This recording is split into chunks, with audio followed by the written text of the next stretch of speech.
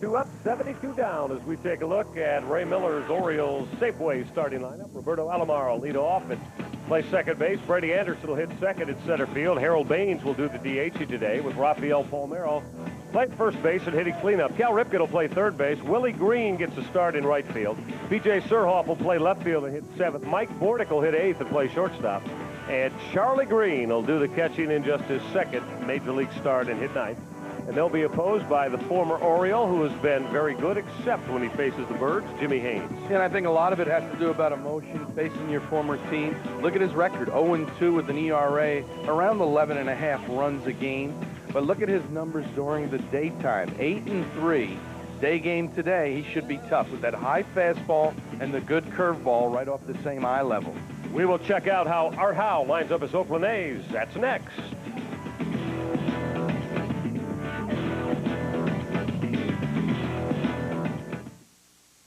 Let's take a look at the Oakland A's and how they line up as Art Howe sets out his Safeway starting lineup. Jason McDonald will lead off today and play left field. Ryan Christensen will be at center field again and hit second. Jason Giambi is the first baseman. Matt Stairs will do the DH to hit cleanup. Ben Grieve will play right field. Scott Spezio is at second base. Eric Chavez, the crown jewel of this Oakland organization, will get his first big league start at third base. Miguel Tejada will play shortstop and hit eighth. And hitting ninth and doing the catching is Mike McFarland. And they will face the Orioles right-hander, Juan Guzman, looking for his fourth win in the Bird colors. He's pitched very well since the All-Star break. The ERA, just a little over 3. He's got to improve on his day numbers. So if you look on paper, Haynes very good during the day. Guzman not so good during the day. Guzman's got to keep throwing the way he had. He had an outstanding slider against the Mariners. Hopefully he'll have that again today against the Oakland A's. It's baseball time in the sunshine here in Oakland, California. First pitch coming at you next on HTS.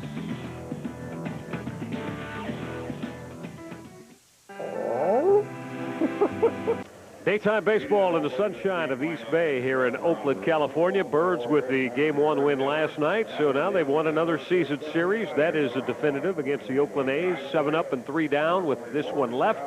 5th time in 6 years the Orioles have beaten the Oakland A's in their season series matchup. Rick, let's get to work here. Let's take a look at our Russell Keys to the game. What do you have for us? Well, for Juan Guzman, he needs to pitch like he did against the Mariners and improve on his day record. Just 2-6 during the daytime is Juan Guzman. Hey, how about this? The greens shine against the Oakland greens colors. Both greens are in the lineup for the Orioles today. Defensively for the A's, they got to just execute. 127 errors, more than any team in the American League. And the young Bucks, you got a chance to see Chavez at third base, McDonald in left, and Christensen in center for the A's. They need to shine today. We'll keep an eye on that and revisit and see how Rick Cerrone fares with his assessment of this one. Today's Giant HTS Orioles $1 Million Magic contestant is William Coward of Bel Air, Maryland. William, you've automatically won a Panasonic A110 DVD video CD player and a DVD movie video disc. If an Orioles player hits for the cycle today, William, you'll win $1 million. Turn your field of dreams into a field of green by playing Giant HTS Orioles $1 Million Magic, and see your local Giant for details. Take a look at the umpiring crew that works this finale here in Oakland. And look here, the man behind the mask. That's the much beleaguered of late, Al Clark. We will elaborate on that during the course of the game in case you have not been aware of the goings-on of Mr. Clark. Jim Joyce, Jim McKeon, and Terry Kraft will work the base pass today here in Oakland. And we say hello to the former Oriole. Made 11 starts for the Birds in 1996. Shipped over here to Oakland in 97 in the Geronimo Baroa deal, the right-hander Jimmy Haynes. And Jimmy Haynes has struggled against the Baltimore Orioles, no question about it. 0-2 this year, ERA about 11.5. 18-20 lifetime with an ERA 5.37. But you see, strikeouts up, 123 innings pitched. They're all career highs. Does have a problem sometimes with his control with the 78 walks. Now the sun peeking in and out, temperature in the upper 60s, cool and crisp. Magnificent day to play Orioles baseball as Roberto Alomar looks at a called strike to get us underway.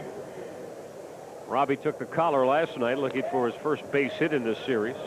Unloaded that 12th home run.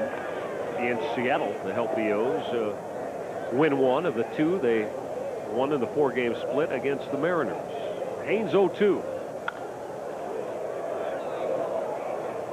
And the one thing you notice right away with Jimmy Haynes, likes to tilt his shoulders really up high to feature that good overhand curveball.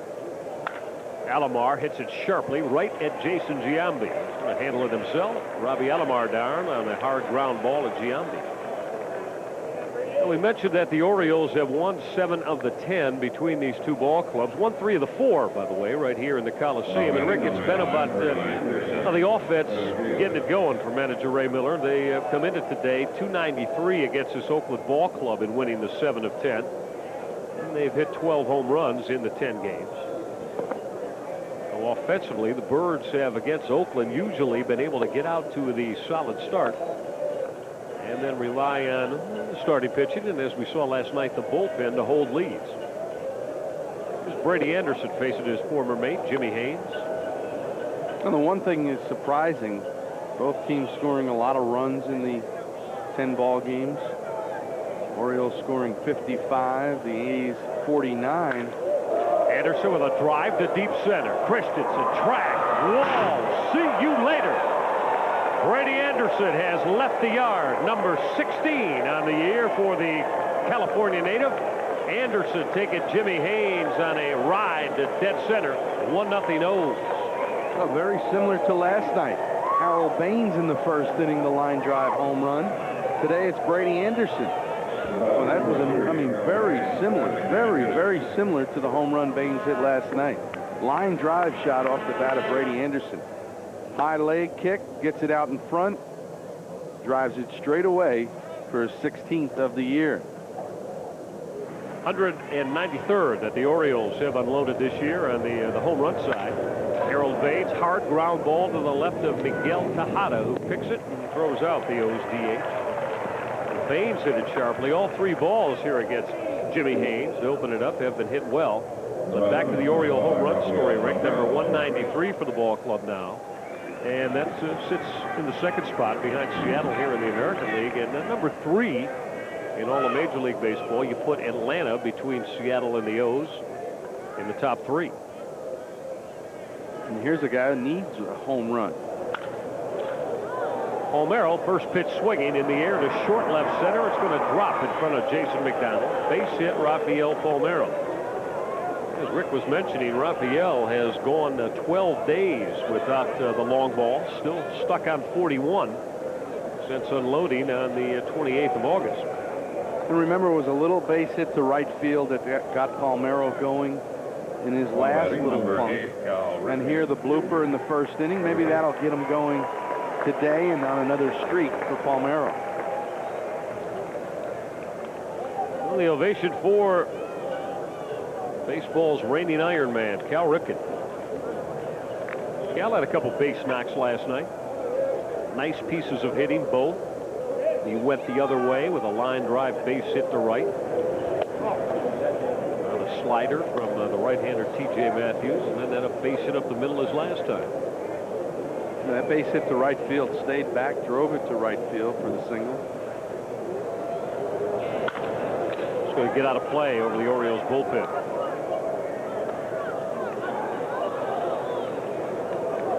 As we said, the sun peeking in and out of the clouds here today in the East Bay. Pretty stiff breeze that's blowing from center field. Actually, the breezes around here kind of will give you an effect of maybe going in a couple different directions at once. You see the flags down that right field line. They are almost stiff straight out as if the wind is blowing from the left field corner to the right. But then if you look in the left field corner, it's exactly the opposite. Ripken checking on that inside pitch from Haynes. Well, you have Mount Davis in the middle. That big structure in straightaway center field. Yeah. Which way is the wind blowing? You see what I mean, Rick? There's left field. Bill Bell, our producer director, and our standing crew here in Oakland, getting you a shot of that. And now look down the right field line. It's blowing in the opposite direction. Breaking ball had Ripken fooled. Just got a piece of it, and it got a piece of Mike McFarland. Yeah, here's exactly what you were talking about. One wind blowing one way, and that Mount Davis in the middle. See, leave it to Pete. Pete's our high home camera operator here. See, Pete's from Philadelphia, so he knows all about winds and how they swirl around Veterans Stadium in Philly. Right, Pete? Yeah, exactly. See, he knows exactly what we're talking about. Always take care of the camera guys. Absolutely. They give us the great take shots care of us all day long. Pitch misses. Paul Merrill going, and McFarland just airmailed his throw over the head of Spezio. Miguel Tejada backing it up. Stolen base, Rafael Palmeiro. Now the Birds off and moving here at 2-2 pitch. Ray Miller had Ripken and Palmeiro with something happening. Well, you got to remember the last pitch takes a foul tip off the bare hand. It's Mike McFarland. This one he just airmails over everybody at second base. Palmeiro, his 10th steal of the year. Ripken will foul it back. Still 3-2 on the O's third baseman. Rick, we've talked so much about Mike Bordick here in this series, and of course, least we forget. I think I mentioned during the Orioles report that in order to get Mike Bordick as a free agent in the offseason after the 1996 campaign, Cal Ripken had to make that move from shortstop to third base. Bouncing ball on a big hop at Scott Spezio will get Jimmy Haynes out of inning number 1. Brady Anderson has gone deep. He rocked Jimmy Haynes with that long solo home run. Birds lead it 1-0. Ball of his. And that slider we saw against Seattle was as good as he's had all year. It's good to see young Jason McDonald back in playing baseball out here in Oakland. McDonald, as we showed you last night, had that terrible collision on the shot off the bat of Harold Baines as he ran into Ricky Henderson back in May here at the Coliseum. Now McDonald back in the lineup and playing left field for Art Howe. The Oakland Ball Club has been going very well since the All-Star break. They're 3 games over 500 here at home. And Guzman on 4 pitches issues the leadoff walk to Jason McDonald. We showed Juan Guzman's disparity. Excellent at night.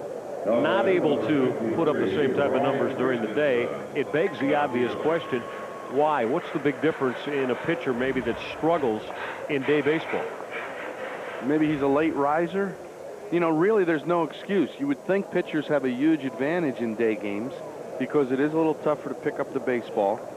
Shadows come into play even though it's not very sunny today. That doesn't seem to be a problem. But I don't really have an explanation why. Certain guys just do better during nighttime rather than daytime, and Guzman is one of those. There's Ryan Christensen, the young center fielder. Another multi-hit game last night. 3rd he's had in the last 5, by the by, as Guzman's on the outside corner for a called strike.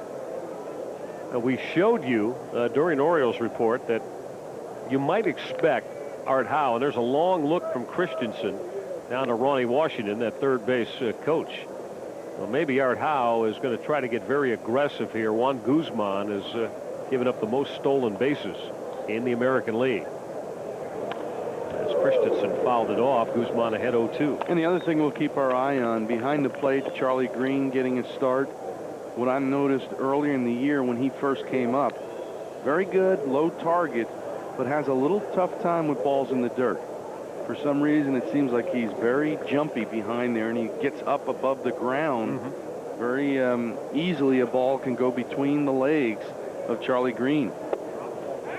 Slider missed. To see Green showing that throw possibility down to Jason McDonald.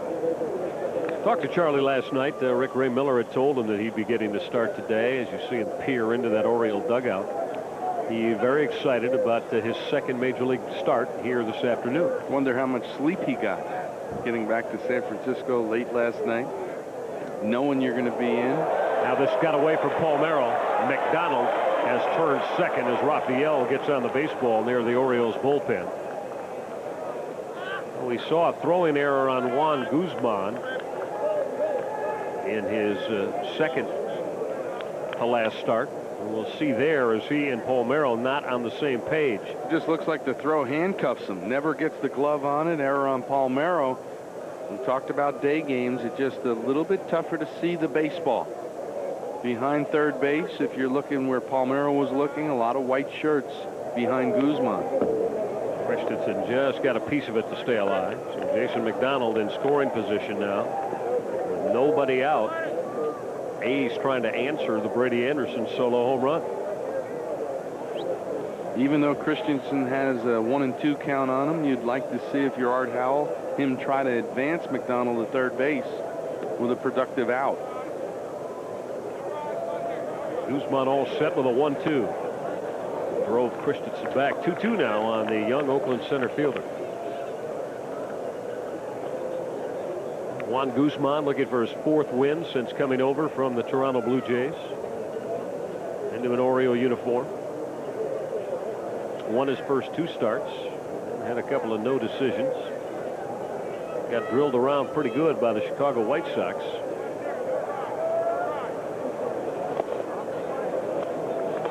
Three and 2 now on Christensen. One thing about Juan Guzman, it's his first start against Oakland since July 26, 1996. Did not pitch against them this year when he was in a Blue Jays uniform, or last year. And he's had a very good record here at the Coliseum. 4-1 lifetime for Juan Guzman. 6-3 overall against the A's in his major league career.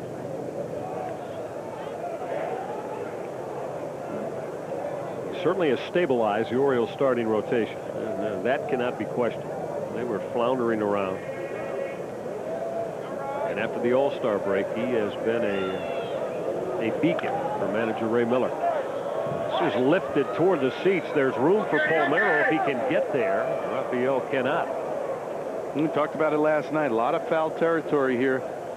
That ball would have been 20-25 rows up in the stands in Camden Yards, and not here. A lot of foul territory.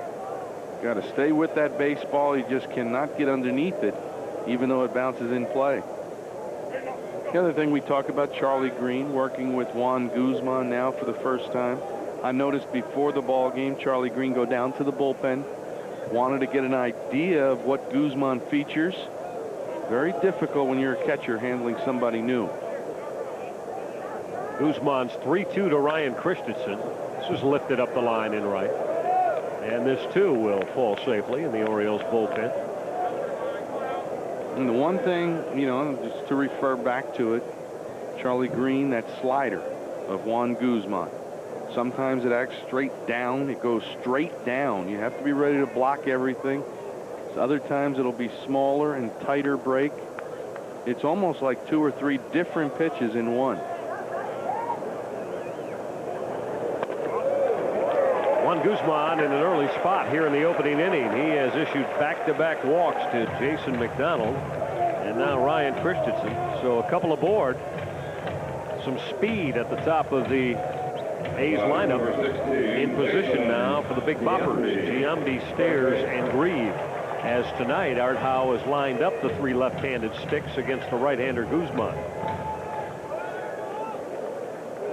Giambi, one of the guys with some success against Guzman in the past. 357, 5 for 14, and a home run for Jason Giambi. The outside corner with a Guzman fastball.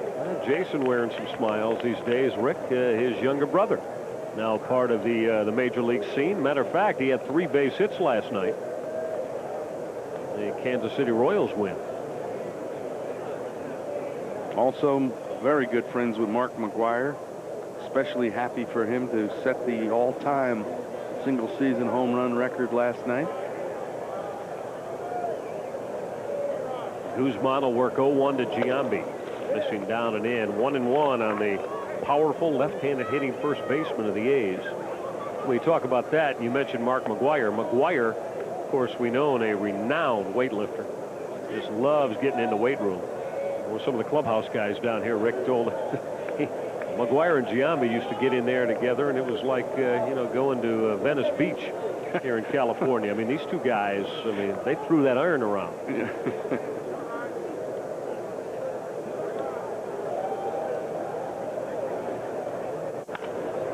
This is lifted outside the line. Long run for Ripken, Bornick, and Surhoff. Nobody can get there. Well, they have hit 3 pop-ups foul. just in the Bermuda Triangle area where they just cannot get to. You talk about McGuire and pumping weights, but did you see some of the films from '87, his rookie year? I mean, that's 210, 15 pounds when he came into the major leagues. And got to be close to 250, 260 now. Don't you think better than that? Too close to 260 probably? That's what I'm thinking. And his arms are as big as my legs. I mean, he has put a lot of hours in that weight room to get bigger. And he is a big man. This ball just explodes off of his bat. The 1-2 to Giambi. Missing away. The other thing you'll keep your eye on here today, too, also, I mean, you're working with a pitcher for the first time, Charlie Green. Juan Guzman may feel like he has to call his own ball game. He knows what he wants to do in certain situations, and that's why you see a much slower pace here in the first inning. Bouncing ball toward Cal Ripken to Alomar for one. Double play. Birds turned it over. They got the slow-running Giambi, bouncing ball at Ripken, and he started that 5-4-3 double play. So eliminate both Christensen and Giambi and put McDonald at third, with now 2 down here in the opening inning. Take a look at a Deer Park double play. Deer Park Spring Water is going to make a donation to the RBI program locally around Baltimore that provides inner city kids with the opportunity to learn and enjoy baseball. Ripken, Alomar, and Paul Merrill turn over a Deer Park Orioles double play. Deer Park, that's good water. There's Matt Stairs, and you have to be impressed by the numbers. Now, Rick was saying last night that this guy sets out to pull everything. He might, but you still have to guard all the exits because he'll take the baseball the other way to left field. He may not be doing it by design, Rick, but if they're going to pitch him out there, I think he's kidding us a little bit. He's not going to try to roll over and pull the ball. But you just saw his hack right there. I mean, it was off the ball trying to launch it. He wants to try to hit a ball as hard as he can in the pull area every time up. If it goes to left field, it's pretty much by mistake. Got jammed and popped it up. Mike Bordick's going to handle it. Oh, about the 25-yard line, about 5 yards onto that outfield grass. Juan Guzman walked McDonald and Christensen, but gets out of the first. 1-0 Orioles. Flying to the New England area. As we go to the second, here's Willie Green to lead it off for the O's. Green getting the start in right field. Willie's been bothered by that stretched groin that he suffered playing the outfield. Bouncing ball foul outside the bag. Was on the last Orioles homestand. He made a couple of sliding diving attempts in right field, and Rick hasn't been 100% since. Well, I had those rubber cleats on, then when it gets a little bit wet, that area around the playing field in Camden Yards, the warning track areas get very slick. Pulled the groin and has not been able to return to the lineup. Got fooled on a changeup from Jimmy Haynes. Count evens at 2-2. This is the 19th game that Willie Green has appeared in. He has hit 1 home run as an Oriole and a 2-run shot against Cleveland. Haynes will miss upstairs. 3-2 now on Willie Green. I know you appreciated my keys to the game. The greens versus the Oakland greens. You know, the uniform. You like that. I might have put it another way, but you won out. That's all right. Both Willie Green and Charlie Green in the lineup today. There's Charlie Green getting ready to swing the bat. And the Oakland green uniform with their green tops today. This is lifted to short left. Jason McDonald's going to take charge and put it away. Time now to take a look at our Maryland Lottery Cash and Hand Triple Play winner. It's Carolyn Moore of Fort Meade, Maryland. Carolyn, you have won $50 worth of Grand Slam scratch-off tickets, and now you're automatically entered in the grand prize drawing on the 16th of this month. I believe that would be a week from today for $100,000 to enter the Maryland Lottery Cash and Hand Triple Play contest. Send any non-winning cash and hand ticket to the address on your screen. Tune in to every O's game to see if you are a winner. Here's B.J. Surhoff now. B.J. had a nice night last night. last 3 base hits, move that average up about 4 points when all was said and done. And BJ is 6 RBI away from tying his career best in the RBI department. The 88 came last year. I talked to BJ in the clubhouse today, and he really went to the short stroke. So he's really having a tough time picking up the baseball and just stayed back, let his hands do the business, and wound up with 3 base hits. Haynes with a changeup had Surhoff out in front. Sometimes you're better off spreading out a little bit, just reacting to where the ball is thrown. See it a little bit longer, and like I said, try to serve it or hit it hard back up the middle. Surhoff, base hit by a diving Eric Chavez. Well, B.J. Surhoff with his 4th hit in this series. Well, you talk about quick hands, letting the hands do the work, Rick. You'll see as we take a look at this at Surhoff. Baseball on the outer half, and he just flicked it by Chavez. Oh, just watch. Very short stride, just going to react. Use his hands and slap it the other way. Watch it from this angle. Short stride, see it right there, slap it the other way. Boy, very, very short and quick to the baseball. Surhoff aboard with his 1-out base hit to left. There's Mike Bordick now. Bordick drove in a couple of big runs for the O's last night. He doubled over Ben Greaves' head. And also with a sacrifice fly. So you see Mike with the 43 runs driven in, the career high, 11 home runs. He'd love to finish with that average. And I hope he had a chance to see the sit-down piece I did with Mike Bordick on Orioles Report today. Well, you just would take 25 Mike Bordicks and go at it each and every day and feel good about your chances. Surhoff is moving. McFarland's throw right there. They got him. Beat him by a bunch. And I don't know if BJ did not get the kind of break he wanted, Rick, but Scott Spezio was there waiting with the baseball for B.J. Surhoff to slide himself right into that tag. Don't know if it was a hit and run. Let's watch B.J. Does he look back? No, does not look back, so you would think that's just the straight steal. Good job by McFarland. Very quick release, and the tag by Spezio. I mean, see, that is so important for the catcher. Not just a strong throw, but how quick you get rid of the ball, and McFarland did it very well there. Well, the Orioles are trying to be aggressive running here in the early going as Bordick bounces it at Miguel Tejada, who throws Mike Bordick out. Quick second inning for Jimmy Haynes. 1-0 Orioles, and we get you back to the Coliseum in Oakland.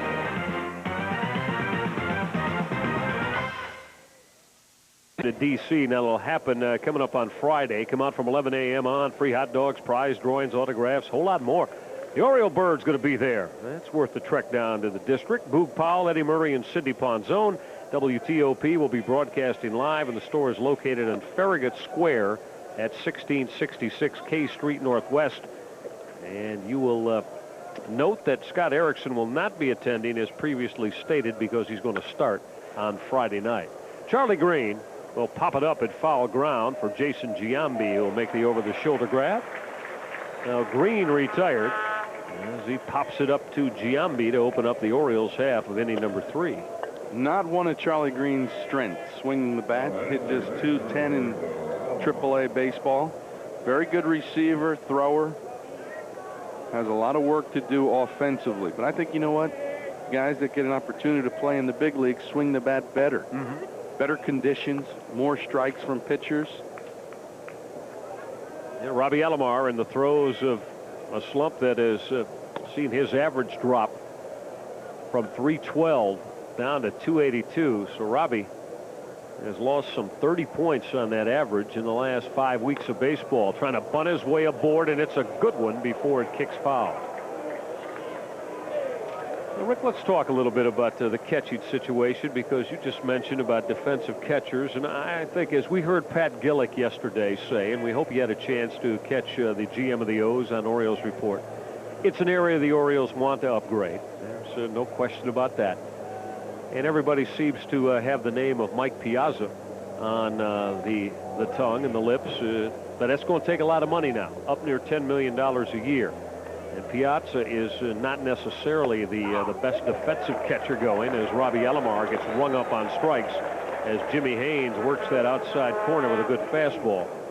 But continuing on with that premise, might the Orioles be better served to go into a direction as we look at Pat Gillick, get a defensive catcher that can handle the pitching staff, control a running game, do all the things necessary behind the plate. 240. And maybe only, so if he's only a 230, 240 hitter because of the other pop in this lineup, you can, if you stay defensively strong with him, carry it and be a solid contender. Well, you know how I feel. I think you build your team, your strength, by pitching and defense. And that starts on the mound and up the middle. You know, up the middle, shortstop, second base, catcher, and center fielder. Yeah, there's not a lot of young catchers available. I know the Philadelphia Phillies have a couple of young catchers, Bobby Estrella and Mike Lieberthal. Those names were mentioned, and I know they even tried, the Orioles did try to acquire one of those two players earlier in the year. I think that's what you look for rather than spend $75 to $100 million sign Piazza. If you do that, you pretty much handcuffed yourself as far as other moves you can make in terms of getting free agents. You only have so much money. So many dollars to go. Now, if you don't sign Palmeiro, Alomar, Jimmy Key, you're looking at about $16 million freed up. If you give it $10 million to one guy, well, now you got $6 million left to shore up where you said you wanted to shore up. Maybe another starter behind the plate, maybe a center fielder. So, I mean, it's very, very difficult nowadays when you put together a team. GM, you can't make trades anymore. It's all about salaries. How much are you giving? How much are you getting back to stay competitive? And we know the Orioles' highest payroll in baseball. Yeah, unquestionably the most money spent to put this ball club on the field this year. 3-2 pitch to Brady Anderson, fouled back right below our booth. Well, Michael, nowadays 10% of the players in baseball make about 75 to 80% of the dollars. You know, when you look at it, if you put 3-4 guys making between 7 and 10 million on your team, now you got to figure out, where do I get the rest of the players from? That's why you see more opportunities for younger players. Jimmy Haynes misses with the fastball upstairs. Now Brady Anderson works the 2-out walk here in inning number 3. Very, very difficult job for Ray Miller, and we had an opportunity to ride over with Ray yesterday, and he would like the general manager's situation to be resolved as soon as possible. Who is going to be making the decisions? Everybody's involved. It's a collective effort, and as long as Pat Gillick is here, he's involved in that process. It's just a very difficult situation with so many unsigned players going into 99. If you're not going to re-sign an Alomar, then maybe you give a Jerry Hairston the last 2 weeks, 2.5 weeks to play every day. Maybe that can be your Mike Caruso for next year. I mean, that's the decisions that are being made now. Is Palmeiro going to be re-signed? I'll tell you one thing. I don't know where you can replace the numbers that Palmeiro produces. Harold Baines with a fly ball, short center. Ryan Christensen will put it away, and that'll do it. Well, the Birds go quietly here in the third with just the 2-out walk to Brady Anderson. O's lead at 1-0 when we get back to the Coliseum.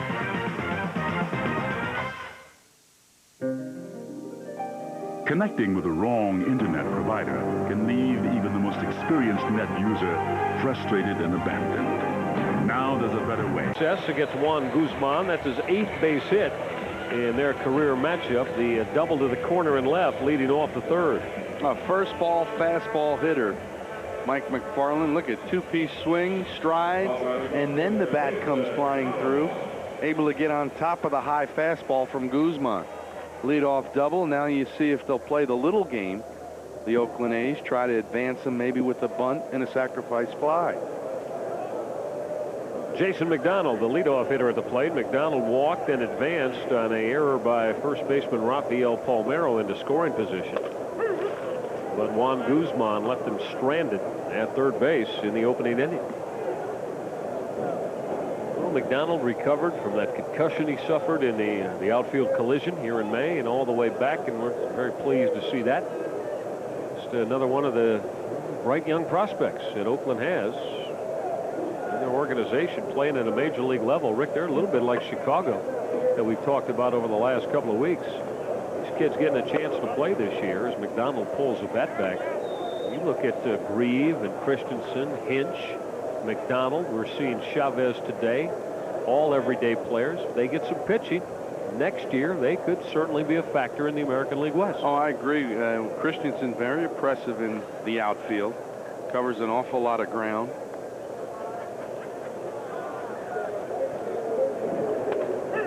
Guzman working that outside corner. He's ahead of McDonald at 1-2. And we showed you that collision last night with McDonald and Ricky Henderson, and not only the concussion but the sprained left wrist kept him on the disabled list for about 3 months.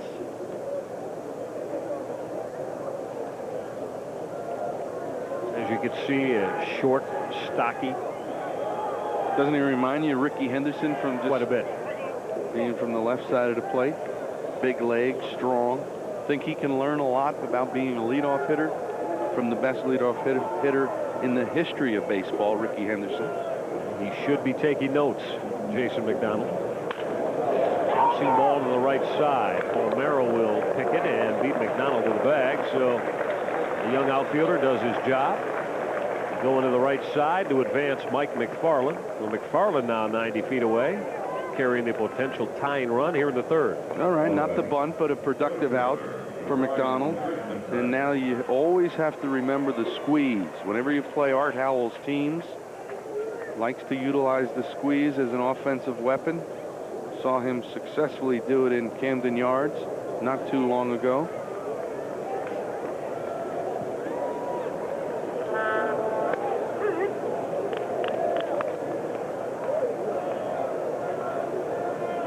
There's Ryan Christensen right now. Christensen also walked in the opening inning. Two of the young outfield guns at the top of the lineup today, with Ricky Henderson taking the afternoon off. Christensen fouled off the Guzman fastball. And let's take a peek. If you're Ricky Henderson, you got the afternoon off. You're going to make sure that you've got an eye on exactly what's happening around home plate with McDonald and Christensen and Grieve and Chavez and all these youngsters for Art Howe. Yeah, picked up his league-leading 59th stolen base last night. We talk about the squeeze. The one way you negate the squeeze, you get ahead of the hitter. 2 quick strikes from Guzman on Christensen. Now you take the squeeze out of play, and you look for the strikeout if you're Guzman. Guzman working out of the windup. Orioles with the infield in. 1-2 pitch. Christensen did not offer. 2-2 on the center fielder.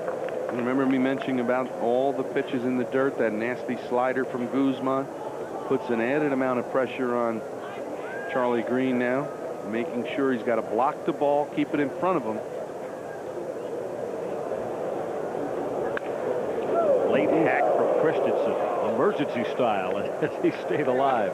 911, please help me out. Oh, Gillen, look out, Pat. Where's your glove? And before the day, Pat wearing a nice brim too, walking around the field. I don't know what happened to his brim. Did that foul ball knock it off his Pat's head? I don't know, but be careful down there. He always talks about his athletic prowess back in the day. Maybe we were seeing some of it right there. Christensen will shoot it foul. Nice play by Doug Drabek. Working out of the bullpen now. I don't think Drabek will be working out of the starting rotation.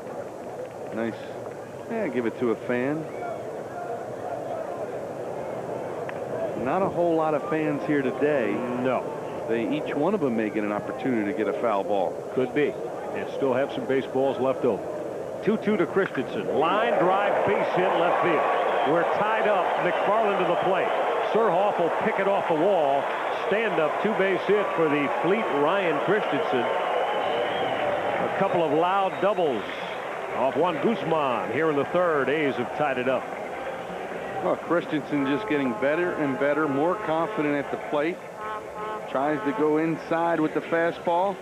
Short, compact stroke. Look at his head at that picture. Head goes down in contact, able to drive it in the left field for the RBI double. And he's hit safely now in his 9 of his last 11 ball games. Over 400 for Christensen during those 11 games. Christensen tying it up with that 2-base hit. Here's Jason Giambi now. Giambi with a chance to give the A's a lead here in the third. 32nd run driven in for Ryan Christensen.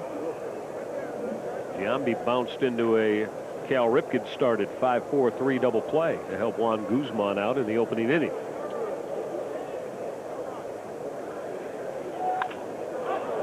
This is lifted to short left.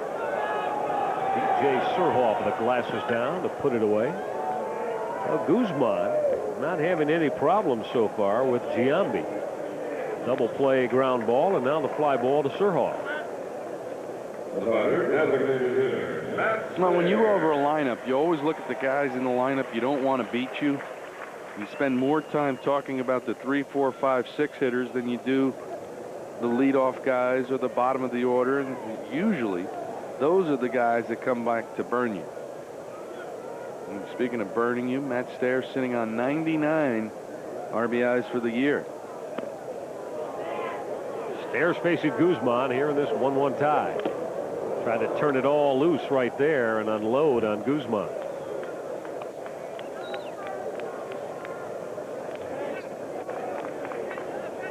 Oh, everybody around the ballpark today still buzzing about baseball history generated from the bat of Mark McGwire last night in St. Louis. Of course, the folks out here in the Bay Area have a very fond and special place for Mark McGwire. And see, Rick, the funny thing about it last night, line drive that just cleared the left field wall. He's hit so many 500-foot-plus majestic drives this year. This one a laser beam that just got out. Yeah, 341 feet away. That's a little chippy. Guzman missing to Stairs. The thing I marvel at the most is how that man held up with all the intense pressure, scrutiny, everybody following his every move. He finally admitted last night. He said his stomach's been churning, his heart's been feeling like it's pounding out of his chest for the last couple of weeks. But in the face of all of that, he got it accomplished as Green keeps the baseball in front. Guzman missing down in the dirt. You know what I noticed, Michael, watching the whole scenario? It seemed like when McGwire hit his 50th against the Mets, actually hit 50 and 51 in the same ball game, that doubleheader in New York. Prior to that, there was some tension. Once he reached 50, it almost like he relaxed, and he got to enjoy the last 2 weeks and take in the moment. Stairs popped up a 3-1 pitch into short left. Mike Bordick will shade his eyes from this tough sky. He's got it, and that'll do it. Now, Ryan Christensen, though, has tied it up with his RBI 2-base hit. We're through 3 in a 1-1 tie.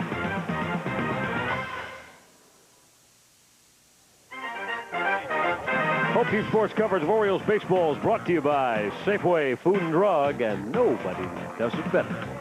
Hope you're enjoying it in the Wednesday afternoon sunshine out here in Oakland, California. Rafael Palmeiro fouling off Jimmy Haynes' first offering here in inning number 4. We're in a 1-1 tie. Michael Regard joined by Rick Cerrone as this is the finale of the 6-game road swing through Seattle and Oakland. Yeah, they can go 4-2 on this road trip with a win today. 1-1 ball game, top of the 4th. Counting today, 18 left in the regular season. Birds need to go 9-9 to finish at the break-even point at 81 and 81, and the road ahead is definitely tough as Palmeiro will lift it foul, and this will land in the seats beyond the Oakland bullpen. Well, believe it or not, the Orioles will control whoever goes to the wild card, and whoever wins the AL West. They'll have a lot to say in it.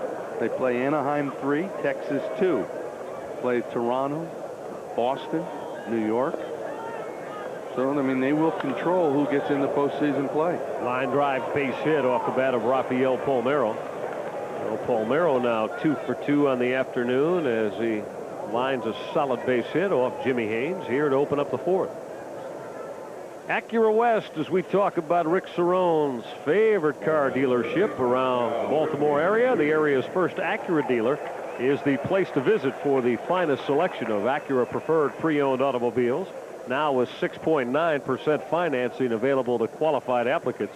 See what it's like to shop at a first-class dealer, Acura West, on Route 40 West. See, I just asked Pete and Charlene up here in the booth. They said that's definitely you in that ad. Yeah, they affirmed that with you. You had the Motown lean working. Got to have that going. Cal Ripken, first pitch swinging, pops it up behind the plate for Mike McFarland to put away. Ripken out on the first pitch he sees here in inning number 4 from Jimmy Haynes. Jimmy Haynes able to do a good job against his former teammate, Cal Ripken. One thing about Jimmy Haynes, you want to get the fastball down in the strike zone. Loves to work upstairs. And he's had a couple of good outings against the Orioles. 3, 4 innings, and then all of a sudden it falls apart 5th and 6th. Harold Baines with a bouncing ball that just moves foul. Or excuse me, Willie Green. You mentioned Willie Green and traded for Jeffrey Hammonds. It was Hammonds who hit a grand slam home run against Jimmy Haynes in one of his starts here in Oakland. It was in a 6-run 4th inning. The Orioles dropped the hammer down on Jimmy Haynes. Yeah, in his 2 starts this year against the Orioles, he's had a 6th-run 7th inning in Camden Yards and a 6th-run 4th inning. So it just gets into trouble and he can't get out of it. It's like that lady that says, I've fallen and I can't get up. Cannot get out of his own problems. You see the changeup coming from Jimmy Haynes. Just missed the outside corner. 1-1 on Willie Green. Green, who came over from the Cincinnati Reds in the Jeffrey Hammonds deal. Willie Green is his National League stay showed a lot of pop at the plate. Trying to make the adjustment here to the American League, and really hasn't gotten going with the bat, Rick, although his opportunity to play has been very sporadic. It almost reminds you of when Jeffrey Hammonds was here. It really does. Very difficult to stay in the lineup, nagging injuries. Same thing has happened early in his Baltimore career for Willie Green. He would like to give him some at-bats, but he has not been able to get in the lineup. Fouls and right back again below our booth.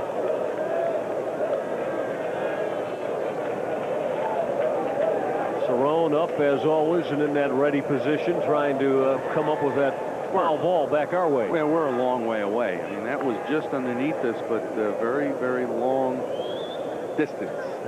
And you've got alligator arms anyway. Remember what they said about Ricky Waters and Filipino, remember? Pete knows. Ricky Waters last year when he's with the Eagles. He tries to go over the middle, and they said he alligator armed a pass attempt. Well, no, he didn't lay out, stretch out, and go get it. They want a guy to come out of the backfield and lay there. There's Pete. He's our man from Philly. He and Bill Bell, our producer-director, have a bond. Yeah, they used to run together. Yeah. South side.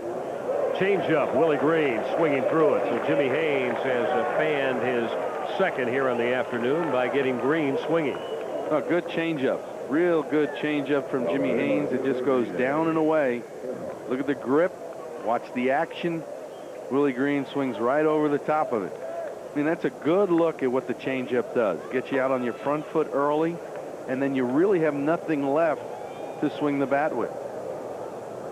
B.J. Surhoff has found Oakland to his liking. B.J. coming in here struggling. You see Jimmy Haynes also. Someone that B.J. likes to face, but he's had 4 base hits in this series, 3 last night, and a line drive to left. They get aboard his first time today. And very short stroke now, waiting a little bit longer on the ball. His problems when he was struggling, he was jumping. Now much more quiet at the plate. 3 of the 4 base hits, Rick, have gone the opposite way, and the other one was a base hit up the middle. Yeah, just reacting to the baseball. I mean, just see it, try to hit it back hard up the middle. If they come inside, you'll react to that ball by nature. Surhoff awaits a 1-1 with Palmeiro aboard and fouls it back. Well, in case a lot of you missed the story I was telling in Seattle over the weekend about B.J. Surhoff, B.J. and I had a long conversation about his lineage, how he went from Rye, New York, high school standout there, to the University of North Carolina, where he became an All-American, played with Walt Weiss. In fact, caught while Walt Weiss played shortstop. But bottom line, Dean Smith, the legendary basketball coach at North Carolina, had a lot to do with Surhoff and many other North Carolina athletes, not just the basketball players, ascent to their professions, whether it's sports or otherwise. BJ swinging through the Jimmy Haynes breaking ball. McFarland finished it off with a throw to Giambi. So a couple of back-to-back strikeouts, Green and Surhoff, by Jimmy Haynes. 1-1 tie.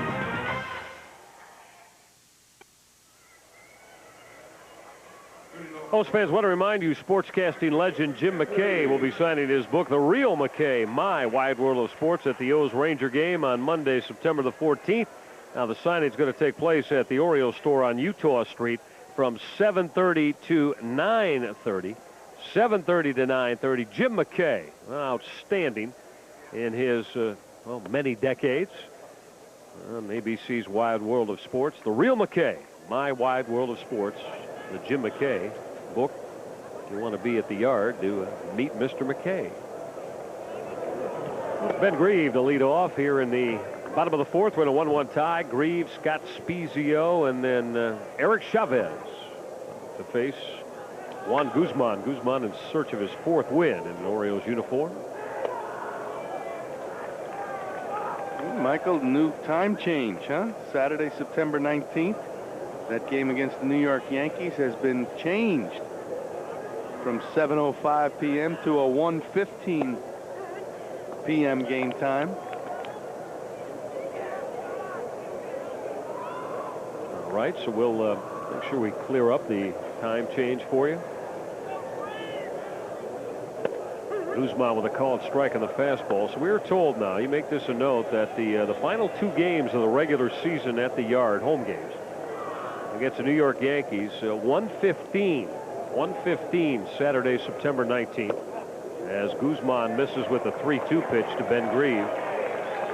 And then on Sunday, September 20th, against the New York Yankees, a start time 8:05 p.m. So we're assuming the gang from Fox will handle the Saturday afternoon game at 1:15, a week from Saturday, against the Yankees at the yard. All right, let's take a look at our Time Bridge Technologies trivia. Who holds the A's career record for the highest hitting average in the postseason? Minimum 40 turns to the plate. Highest A's career postseason average. And they have had a illustrious postseason history. You want to go back to Charlie Finley's swinging A's way back with 3 World's titles in a row, 73, 4, or 2, 3, and 4, excuse me. I'm just trying to think who were the MVPs during that time. Gene Tennis. Sal Bando, I believe, was an MVP back then. Reggie Jackson, MVP ALCS, lifted to short left center. Not going to be playable for Anderson at Surhoff, as Scott Spezio has a base hit. Now a couple aboard here against the starter Juan Guzman. He walked Grieve, and now Spezio with a soft fly ball that got down between Surhoff and Anderson. Well, first time up, Spezio smoked one right on the nose to right field. This time he gets jammed a little bit, able to fight it off to left field. See, they always tell you it evens up. You hit them hard, it's going to even up with a soft base hit, and it has evened up already for Spezio. Don't think you'll see Chavez bunting in this situation. Maybe, but I think they'll give him an opportunity to try to drive in the run, a guy who drove in 126 in the minor leagues. The young phenomenon getting his first major league start today, Eric Chavez. Not really that big. Like about 6 feet tall, 180, 185 pounds. So you think he'll get bigger, but generates an awful lot of power at the plate. No, great bat speed. You see it, I mean, already just in a couple of swings he's taken. Very good bat speed. Guzman works in 0-1. Well, he went up the ladder to foul off the high fastball. But what you see from a younger player, not knowing the pitchers, very aggressive, but swinging out of the strike zone. That ball way up and in, the first pitch down and away. As he gets to know the strike zone, to become that much better. Guzman ahead of Chavez with an 0-2. Reaching out, lifted behind short for Mike Bordick to put away. Well, Chavez 0-2 pitch trying to protect, and Guzman worked him over. Never got one strike in that all 3 pitches he saw. Swung at 3 balls from Guzman, and pitchers can read the bat. They see that he's very aggressive. You don't have to throw the ball in the strike zone, and he really got himself out. Change up, down and away. Look at, I mean, not one strike to Chavez that whole at bat. There's Miguel Tejada. Tejada, the young shortstop.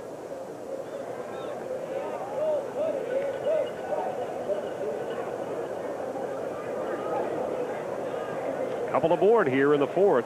With 1 out as Guzman tries to protect this 1-1 tie. So get in the seats over the screen. Talked about the crowd today. Yeah, just about everybody in the ballpark might be able to get themselves a foul ball. Not a very big crowd. Mount Davis pretty much empty in center field. Pretty much? There's a couple. Pretty much? There's a guy. See, there's somebody up there. He's not up at Mount Hey, Davis. Bob Euchre. They didn't put you in the front row. Missing away 1-1 now on Miguel Tejada. We talk about all these youngsters for the A's. If you didn't catch it, missed it in the last couple of days. After the off day tomorrow on Friday night at the Yard, the Orioles roster is going to expand, and 2 of the shining lights from the Orioles organization out of Double-A Bowie could potentially be in the right side of the infield as Guzman misses badly over the top of the head of Tejada. Calvin Pickering, the powerful 280-pound left-handed swinging first baseman, will be at the Yard on the Orioles roster, and so will Jerry Hairston Jr. He's a son of Jerry Hairston, who had a very solid career with the Chicago White Sox. Chris Fussell, young right-handed starter, will also be on the roster. P.J. Forbes, young man who will make his 2nd stop with the O's this year. Tejada got beat as Guzman powered a fastball by him. 2-2 now on the shortstop. It all depends, will they get an opportunity to play? Art Howell not in contention, giving his youngsters an opportunity to play every day the month of September and see what they're able to do. Make decisions for yourself. And, you know, it's a little tough, too. Art Howell, a lot of speculation that if they don't play better this month, they'll be let go. But he wants to see the youngsters for himself. See how many fruits are coming out of that minor league organization and system. Howe's 3rd year here running the ship of the A's. Guzman all set for a 2-2. Blew him away. Just went upstairs with that 4-seam fastball to fan Tejada. Just good live fastball up in the strike zone. 2 in a row from Guzman. Power against power, and he says, I'm going to try to beat you upstairs. And he does.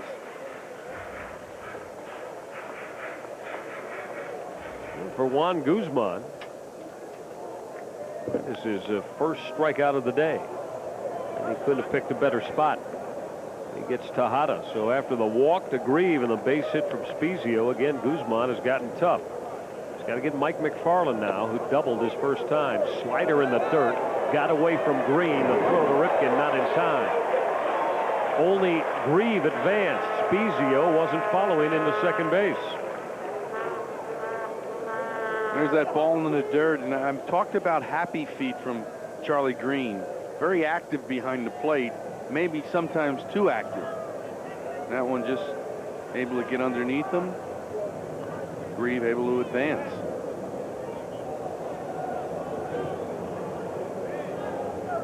Guzman now will look at runners on the corners with 2 down. Farland could not check it. 1-1 on the Oakland catcher.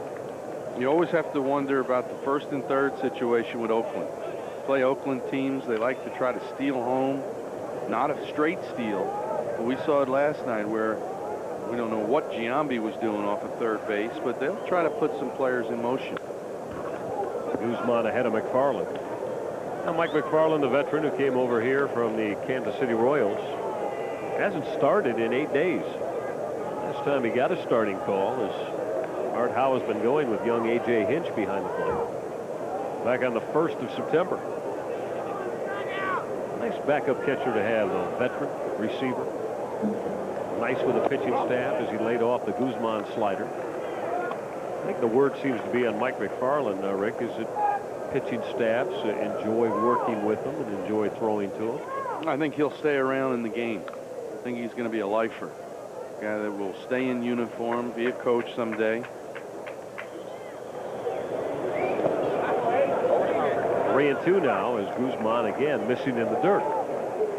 That time much better blocking position. Did not move those feet all around, Charlie Green, and able to block a tough slider in the dirt. 1-1 tie here in the 4th. A's threatening to take the lead. Guzman has gotten tough, though, since the A's put the first 2 aboard here to begin the 4th. Spezio will be moving. 3-2 pitch is bounced over the bag and just kicking foul. Foul ball.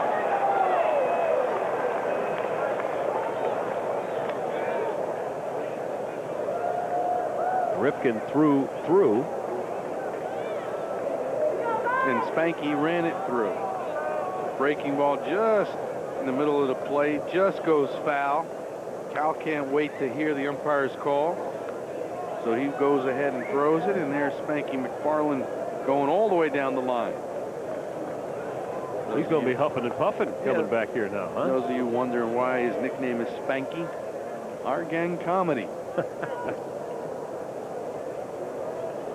Little Rascals. Little Rascals and Spanky. Payoff pitch, look out. Came up and in. Now, Juan Guzman has been just effectively wild enough today. He has now issued 4 walks as he's loaded the bases by missing up and in to McFarland. Well, that ball gets away from him. Good job by Charlie Green just to catch that ball and then bring a visit from Mike Flanagan.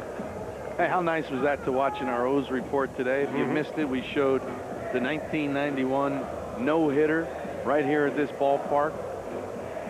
Seemed like Mike Flanagan had the toughest inning of that ball game. Bob Malecki going 6th. Flanagan worked the 7th, and Ripken made an outstanding play at shortstop. Then Mark Williamson and the Otter, Greg Olson, to finish it up. Combined no-hitter for the Orioles. 1990. I love it. We saw Harold Baines making the last out. Ripken playing shortstop. McGuire, Canseco. Randy Milligan was playing first. I always love it when they turn back the clock and look at those videos from 7, 10, 15 years ago. That's not that long ago now. No, 7 years ago. And Guzman going to the changeup to get ahead of Jason McDonald. Bases loaded with Athletics here with 2 down here in the 4th. So, Cerrone, you're old school. You want to be old school? When you get 44, you're old school automatically. Bouncing ball of Robbie Alomar. Will throw Jason McDonald out. Guzman is out of inning number 4. Orioles do not allow any damage as the A's leave the bases loaded. 1-1 tie when we get back.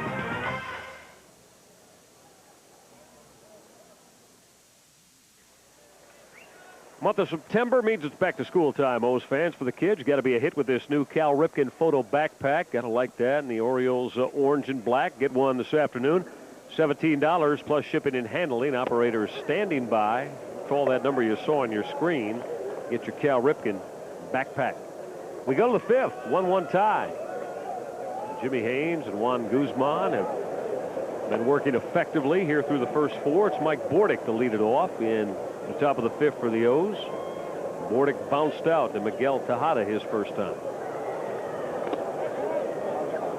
And Mike, we have a couple people celebrating their 25th wedding anniversary. Charlie and Gloria Dolan from Annapolis. They're here. 25th wedding anniversary today at the ballpark. The outside corner. 2-2 on Mike Bordick. And how about Dave and Lisa Dumas? They're here from Severn, Maryland. They're visiting family. Like to say hi to everyone back in Maryland. Ring him up looking. Mike Bordick called out on strikes as Jimmy Haynes went to work on the outside corner. Pretty good pitch from Jimmy Haynes. Fastball down, gets the call from Al Clark. That looked like it might have been borderline both ways, down and away, but Haynes able to get the called strike. Yeah, third strikeout in a row for Jimmy Haynes. I want to remind you, join us in the HTS chat room. Go to HTSonline.com and follow the links to the Home Team Sports chat room. Sponsored by Vireo Mid-Atlantic. We talk baseball with you as Charlie Green fouls it off. It's not Severn? Severn. Severn. Oh, all Severn, together. Okay, Maryland. Severn, Maryland. Dave and Lisa Dumas. Now they want to say hi to their cousin Julia, who is expecting her second child in a few weeks. Good luck. Charlie Green fisted into short right. Baseball dropped by Scott Spezio. Had it in his glove and it popped out of there. Green aboard. Spezio going a long way out of that outfield grass as Green got jammed and lifted that humpback line drive to short right. You're exactly right. I mean, just gets crushed inside. Guys in the dugout might be saying, ball's not carrying to right field. Wind's blowing too hard. Good effort by Spezio. It hits him right in the glove and unable to make the play. Hey, the crowd reacting and Spezio smiling. The crowd certainly a little bit negative about the official scoring decision. That was scored E4 on Scott Spezio. Ooh. Wow. Tough call. Alomar will foul it out of play. Oh, that's tough. I mean, that is a real tough call. And I know the guy got jammed and he blooped it over his head, but that cannot be an error. Well, let's not get into it. Official scores around the league, we are their nightmare. We've been there a few times, haven't we? Calling a couple of guys to task here and there occasionally. Well, you know what happens a lot of times? They have never played the game. And that is not an easy play. Even though he was jammed, he's going back, running, head bouncing all over the place. Well, just because he reached out and hit in his glove, it should be an error? Come on. Roberto Alomar looking for his first base hit today. Laid off a high Haynes fastball. 3-1 now on the O's second baseman.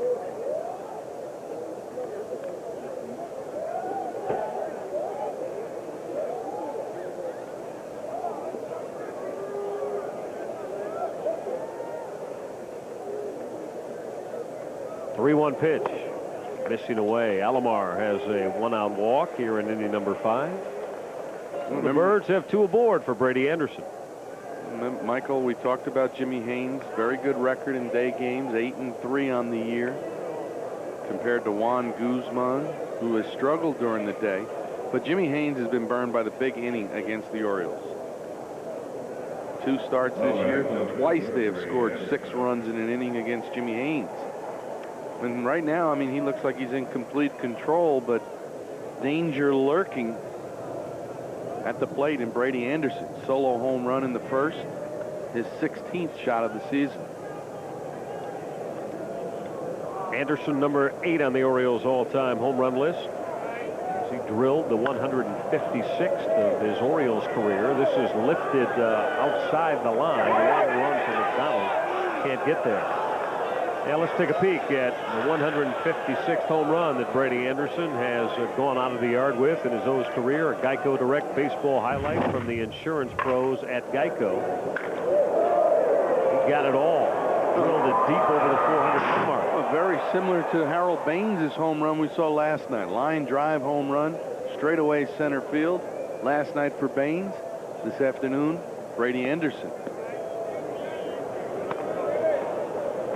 1-1 as Anderson took the Haynes fastball up and away. Slowed by that patellar strain. The tendon in the right knee. It's got away from McFarland. Green and Alomar. will advance. Put 2 in scoring position now as the O's try to break the tie here in the 5th. Well, defensively, they have struggled all year long.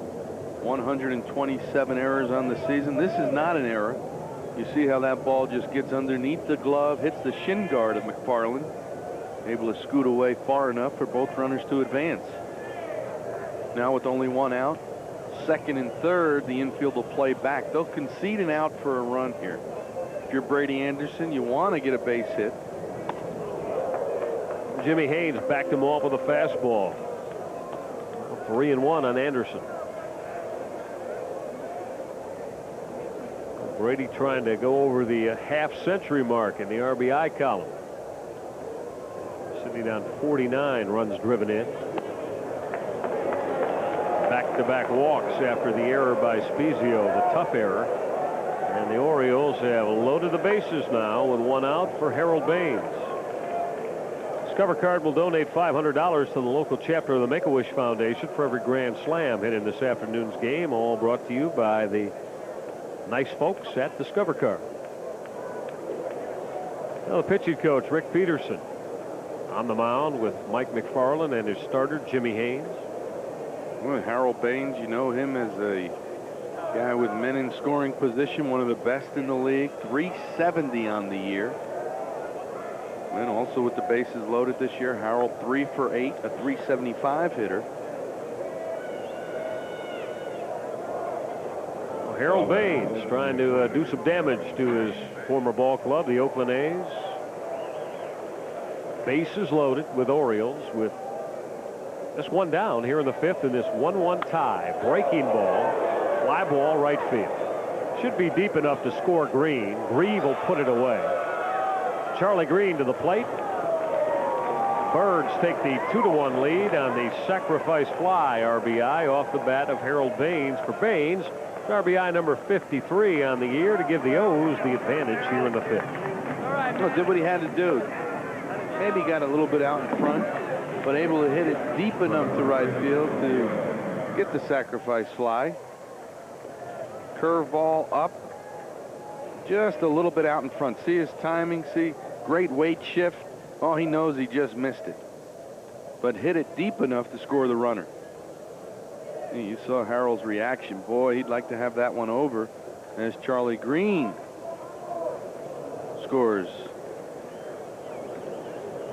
Fly ball was deep enough also to move Robbie Alomar over to third base. So the O's with runners on the corners now. Rafael Palmeiro has had 2 straight base hits off Jimmy Haynes. This is lifted down the line and left, and it's going to fade foul in the corner.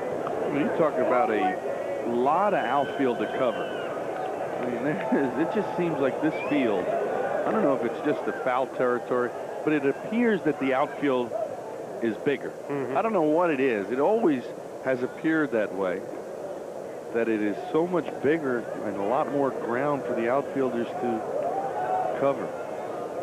And the A's have always had outstanding outfield play as Palmeiro rolls it foul. We talked about that terrific outfield back in the mid-'80s of Dwayne Murphy, David Henderson, and Tony Armas. And Ricky Henderson. And how about even before that, you had the likes of Rick Monday patrolling center field here with Reggie Jackson and Joe Rudy on both sides of him. And then a little bit later on, and Billy North in center field. Young Claudell Washington played out here. CW. Yeah, 19 years old, came to the big leagues. Probably the best body of any out player. I mean, just the perfect V was Claudell Washington. Palmeiro again bouncing foul, an 0-2 pitch. So there have been a lot of outstanding fly chasers in this Oakland outfield. And you're right, Rick, they've had to have them because it just seems like there is a lot of territory to cover in the gaps. Like Dwayne Murphy, Gold Glove winner that we talked about the other night. 6 straight years. Yeah. I believe he's coaching now in the big leagues with the Arizona Diamondbacks and Buck Showalter. That's right. Showalter gave him a job. Reinventing the game. Oh, be careful. Palmeiro again will foul it off. Now, you and Buck didn't quite see eye to eye as the way the game should be played, I take it. Would that be a fair assessment, partner? Oh, no, I won't go that. I was the advanced scout in '93, and I worked for Buck when Rick Down was the hitting instructor. But, no, just a little different. Wanted to be involved in every aspect of the game. Bouncy ball up the middle. Spezio will flag it down, off balance, thrown out in time. And another one here in the 5th on the infield base hit. RBI single for Rafael Palmeiro, 114th run driven into the year. The Alomar just got to the plate after Giambi came off the bag to handle Spezio's throw. Well, we talked about it yesterday. Spezio just not blessed with a great throwing arm. Going away from first base, off balance, unable to get. And now Alomar says, oh, I better run a little bit quicker, just in case Giambi wanted to come home. Palmeiro now 3 for 3. Stolen base, an RBI. And here's that inning. He just cannot get out of the innings. Seems like the Orioles do what it takes. I mean, you look at this inning, they really haven't hit the ball hard, but they're one long ball away from dropping a 5 spot on Jimmy Haynes in this inning. Yeah, tough error on Scott Spezio, and then Haynes hurt himself with the back-to-back walks to Alomar and Anderson. Wild pitch. Defensively starting to fall apart. Anderson to Palmeiro aboard as Cal Ripken makes the pitch that misses up. 1-1 now on Ripken. Cal has bounced out and popped out this afternoon. Facing his former teammate Jimmy Haynes. Haynes, the 7th round selection of the O's back in 1993. Young man out of the state of Georgia, Jimmy Haynes. As we said, got 11 starts for the Orioles in 1996. Liked his stuff, like his size, like everything about him. But had a chance to get Geronimo Baroa, and this is who the Oakland A's wanted last year. And the Orioles really liked his arm. I mean, you looked at a guy that came up through their minor league system. 874 strikeouts in 892 innings, almost a strikeout an inning in his minor league career for the Orioles. 3-2 pitch. Ripken lifts it to short right. Ben Grieve is there. He's got it, and that'll do it. So we're halfway home here in this Wednesday afternoon at the Coliseum. Birds get 2 in the 5th. Grab a 3-1 lead on Jimmy Haynes in Oakland. And that's coming up on Friday. Good to have you around here on this somewhat sunny Wednesday afternoon out here in the state of California. No-cal, as the natives out here refer to it. What are they? No-cal? No-cal, Northern California. Oh, You've got your okay. SoCal down in L.A. Gotcha, and down in Diego. I'm just trying to follow you. Yeah. Sometimes you throw me a couple of curveballs. I like to do that. And you saw Ray Fosse come in between innings talking about that official score. The decision to give Charlie Green an error on the ball he hit. He couldn't believe it. And Ryan Christensen leading off against Juan Guzman. Christensen had the RBI 2-base hit that put Oakland on the board back in inning number 3. Christensen, Giambi, and Stairs. It's the Orioles right-hander Juan Guzman on the outside edge with that nasty slider to set down Christensen looking. And there's that slider we saw Friday night against the Seattle Mariners. Good late break, almost acts like a curveball. I mean, that one goes straight down. Has not really had his good slider today. Christensen didn't think it was a strike, but that was pretty nasty. Second strikeout today for Juan Guzman after the 9 in Seattle. Here's Jason Giambi. Giambi hasn't had a chance to get his strong bat going in this series. Giambi has bounced into a double play and also flied out DJ Surhoff. Well, he's 0 for 2.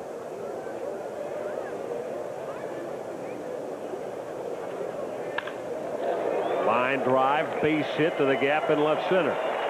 Giambi going the other way with a line drive single. 1 out base hit off Guzman. first of the day for Giambi, and that's base hit number 5 for the A's. He's been trying to go to left field. That time he hits the line drive to left field. He picks up his first hit in this series.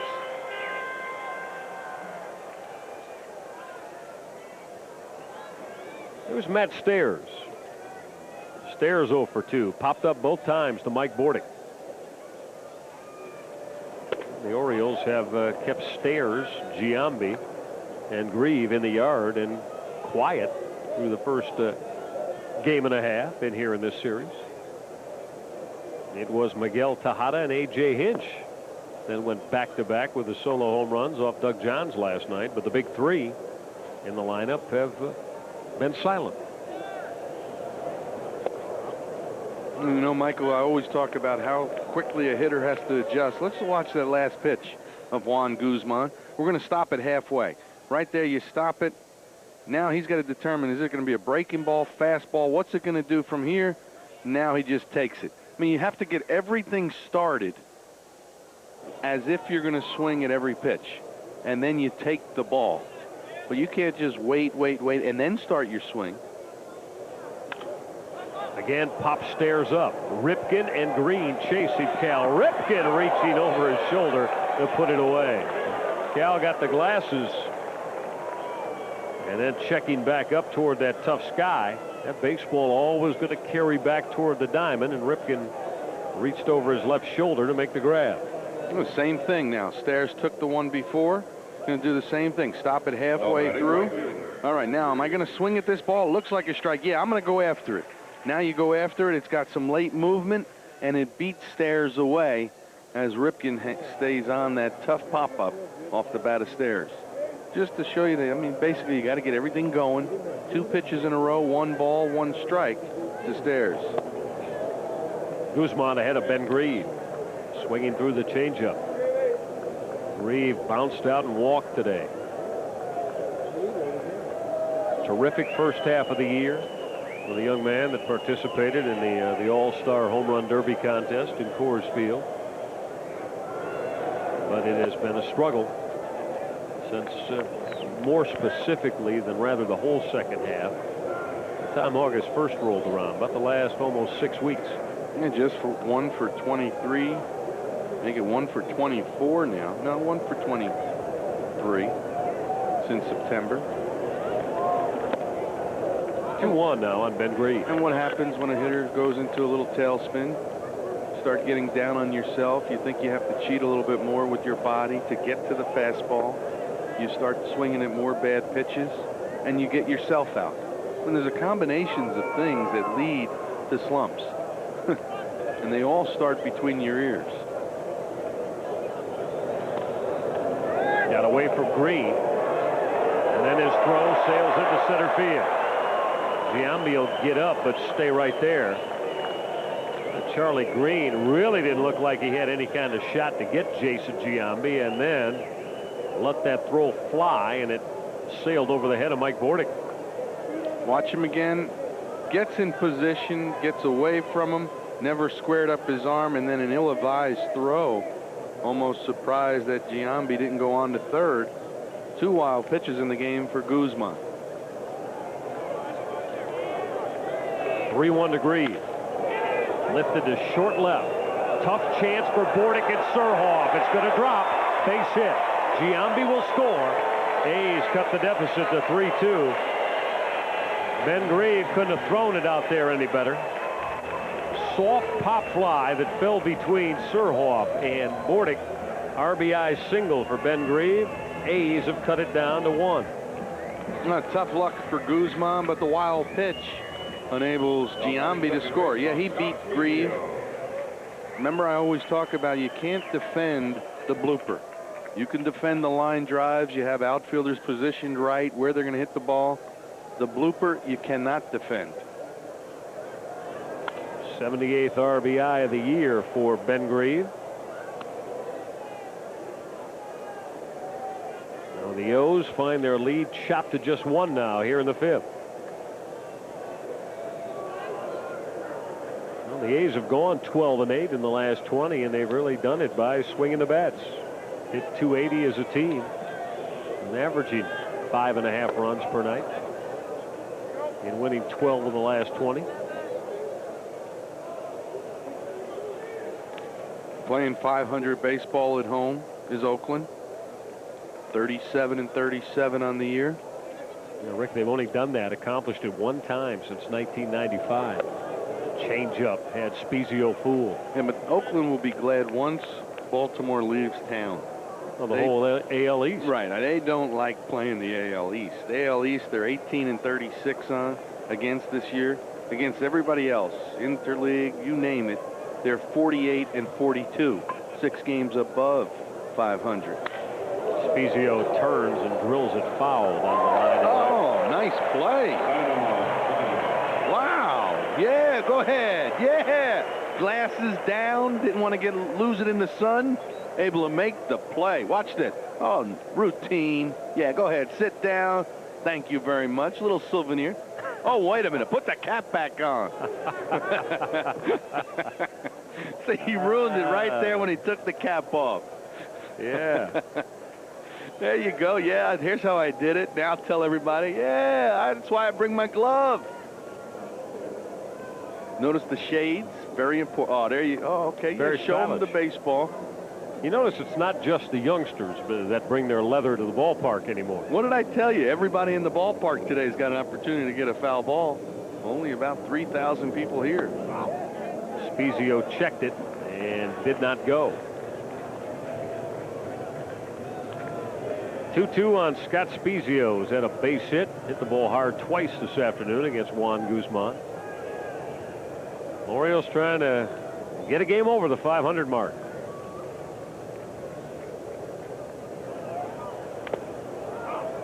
Just got a piece of it to stay alive. Had an opportunity coming over from San Francisco today. We didn't get really to see where the new Giants Stadium will be built, but it's supposed to be right on the water in the Bay Area. I would imagine Oakland is looking to get a new ballpark, baseball-only stadium. Seems like most cities and counties are going to that to produce more revenues. 2-2 pitch. Missing up. Wait a minute, Scott. Where are you going? Where are you going? He got me. I put it down in my scorecard. He fooled you, Cerrone. Man, oh, man. He's trying to buy one from Al Clark. Yeah, you got it. It's 4 balls and you can go to first base, not 3. And it's Al Clark. Yeah, that's only 3, Scott. My fault. Juan Guzman wants to know where was that last pitch. Looked like a pretty good pitch. Well, Grieve will be off and running on this 3-2 pitch with 2 out to Spezio. Popped it up. Cal Ripken again outside the line in foul territory to put it away. Well, we are through 5. The A's get 1 on the Ben Grieve base hit, but the nicest play of the inning, that man making the one-handed grab with a line drive. Bunch of folks. Yeah. Yeah, he did. Twice with Elizabeth Taylor, wasn't it? I think so. Yeah. That's another story. Elizabeth Taylor, she put that wedding band on her finger about 8 times. 8 times. But nobody's got Jaja. Well, she's still got 2 more to go. She's got 10 fingers. Well, Jaja had more than 8? I think she did, yeah. As Surhoff fouls it out.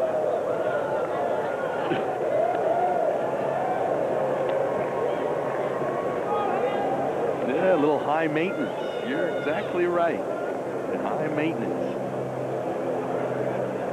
2-2 to Surhoff. Ground ball up the middle by Miguel Tejada. Base hit in center field, B.J. Surhoff. B.J. now with 5 hits in this series. 3 last night, a couple more today. And just staying back, seeing the ball. Well, we're going to take another look. Watch. Ball halfway to the plate. B.J.'s moving, ready, approaching the ball. Now he determines. Look at his eyes on the ball. Okay, it's going to be a strike. I got to offer at it. And returned it to sender. Watch. Right back where it came from. Head on the baseball. Able to get up on the high fastball from Jimmy Haynes. Well, Surhoff aboard with 1 out here in the Orioles 6 for Mike Bordick.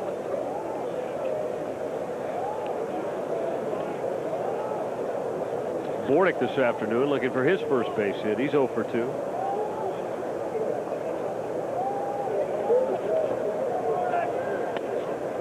Haynes will miss inside. Jimmy Key is working now in the Orioles bullpen.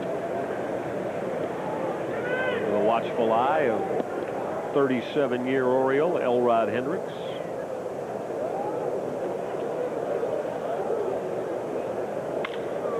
Line shot right field, base hit, Mike Bordick. He went the other way, went inside out.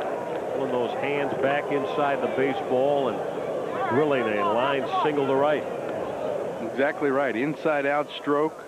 Hands stay inside the ball. Watch him.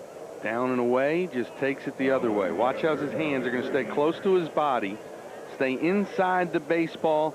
And you could tell. Look at his eyes. Following it right to right field was Bordick. Oh, nice camera shot, guys. You know, we got Pete, Marty, Keith, Tom, and Rick working those cameras today. Good job. Charlie Green going to push a bunt at Eric Chavez. He'll handle it on one hop and throw Green out. Now Green bunting for a base hit, trying to see if he could catch Chavez a little bit deep and napping behind that bag, but Chavez throws Green out. Now, did I hear that right? Yeah, you heard it. They gave Charlie Green a sacrifice he's 0 for 2 bunt on that? He's 0 for 2. I mean, he's bunting for a base hit. It's not a sacrifice bunt. There's already an out. See, I mean, that's what we're talking about. Official scorers not really knowing the game. I mean, it was a good idea by Charlie Green, just bunted it too hard. But according to the official scorer, he'll be given a sacrifice. Rick, apparently there's a whole new set of rules and determinations for the game from the way we learned it. Yeah, flip a coin. Well, what is it? Okay. Boy, that is a very tough. He's having a tough day. Charlie Green enjoys it because he's given the sacrifice bunt without having a plate appearance. But I'm here to tell you he was bunting for a base hit from the get-go. Already one out in the inning, as Rick said. Well, Charlie Green, I mean, he was at the plate when he blooped that ball that they gave the error to Spezio.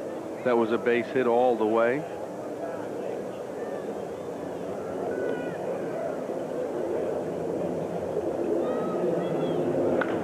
Alomar with a drive in the corner and left. Long run for McDonald. That baseball lands about 2 feet foul. Didn't miss by much. Had a couple of runs driven in, written all over it, but it kicked foul. Well, this is the biggest at bat of this ball game. Got a 1-run lead. You can make it a 5-run lead in a hurry. Look at Alomar. Good weight shift, stays behind it. Just misses the double down the left field line. This is one where the breather. Talk about insurance runs, adding them on. Got a 1-run lead. You'd like to jump it to 3 if you're the Birds. Activity in the A's bullpen. Looks like Mike Moeller. Yeah, that's Mike Moeller. Getting up and ready. Trying to get ready for Brady Anderson and Harold Baines and Palmeiro. Well, Haynes all set back on the rubber to go back to work against Robbie Alomar. Surhoff and Bordick in scoring position. This is driven to deep right. Grieve will watch it fly out of here. See you later. Roberto Alomar with a monstrous 3-run bomb off Jimmy Haynes, number 13 on the year for Robbie Alomar. Birds open up a 6-2 lead. Well, Michael, I was just talking about the biggest at bat of this ball game right there. Robbie Alomar. Art Howell stays with Jimmy Haynes. And Alomar a 3-run shot to right field. Look at this fastball in, just missed hitting the double to left field. Now he gets it out in front and deep to right center field. 13th home run of the year, and one batter too late is Mike Moeller. Jimmy Haynes could be staring at 0-3 against his former ball club. We'll tell you about Moeller with our Bell Atlantic call to the bullpen. We'll get a couple of walks for Brady. So he is enjoying the perfect afternoon through the first 3 trips to the plate. Slider from Moeller on the outside corner. 2-2 on Anderson. Mike Moeller has only pitched twice since August 16th. Span of 21 ball games. 3-2 now on Anderson. The sunshine has suddenly left the East Bay area. Clouds have rolled in. The temperature probably never got above the mid-60s. Brady Anderson with a shot. Giambi will lay out with a dive and go to Moeller to get Brady Anderson. Jason Giambi, an outstanding play. Laid out with a dive to his right. Went to the backhand side and then went to Mike Moeller to get Brady Anderson. Carlos Bernhardt and Brady Anderson not quite in agreement with that call. Or what they're saying, they thought Jimmy Joyce made the safe side and the outside together. Well, it looked like he did. Jimmy Joyce emphatically punching it out there as Moeller just beat Brady Anderson. That's a Discover card, payback, playback. Well, bang, bang play at first. And I think what Brady was a little upset, you see Rich Becker now in right field. I think it almost looked like Jimmy Joyce made the safe and the out call together.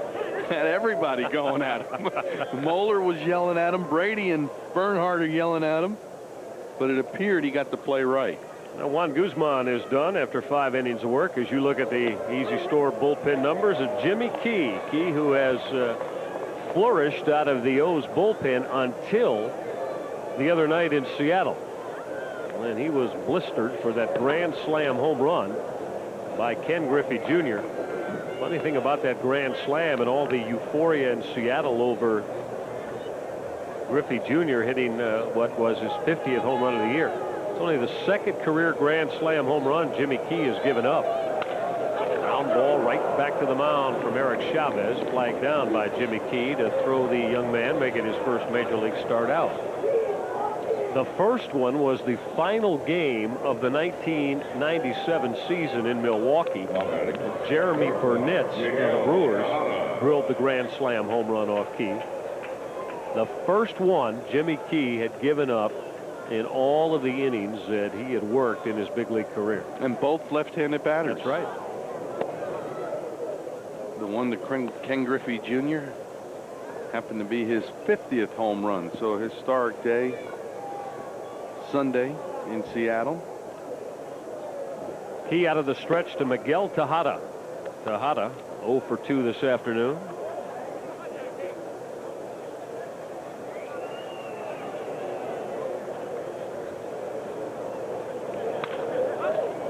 Fly ball up the line in right. Becker's going to give it a look as it lands in the seats down by the Birds bullpen. Juan Guzman able to go 5 innings, 6 hits, 2 strikeouts, a little control problem, 4 walks. But the pitcher of record on the winning side for the Birds today. Tejada with a ground ball and Mike Bordick. The steady machine out there at shortstop will just gobble it up and throw out Tejada. Let's take a look at our Time Bridge Technologies trivia, brought to you by Time Bridge Technologies, who holds the A's career record for the highest hitting average in the postseason, minimum 40 at-bats. Before we see it, Rick, one guess. Who is it? I thought it was actually said World Series. I was going to say Sal Bando. I'm going to go with Joe Rudy. Let's see. Either one of us right? Harold Bain. Harold Bain. How about that? He can just hit. He can hit. Everywhere he's been. Jimmy Key will drop that breaking ball on Mike McFarland for a called strike. I'd like to get that one over because I thought it said World Series games. Well, postseason, yeah. You know, Mr. Bell, you're right. That means Division ALCS, Series. Division Series, all of it. Everything included. Now, Rick Cerrone, I saw you had a chance to have a chat with the official scorer here in the Coliseum between the half innings. I guess you would say it was I had to chat. handle all of the things I handle here and make sure we were properly working. So, you know, enlighten me and our viewers as to what you were talking about with the official score. Well, I told him he was 0 for 2. Uh-huh. The bunt by Charlie Green, I said he wasn't bunting. He never squared around. I said it would be considered the same thing as a ground ball to third.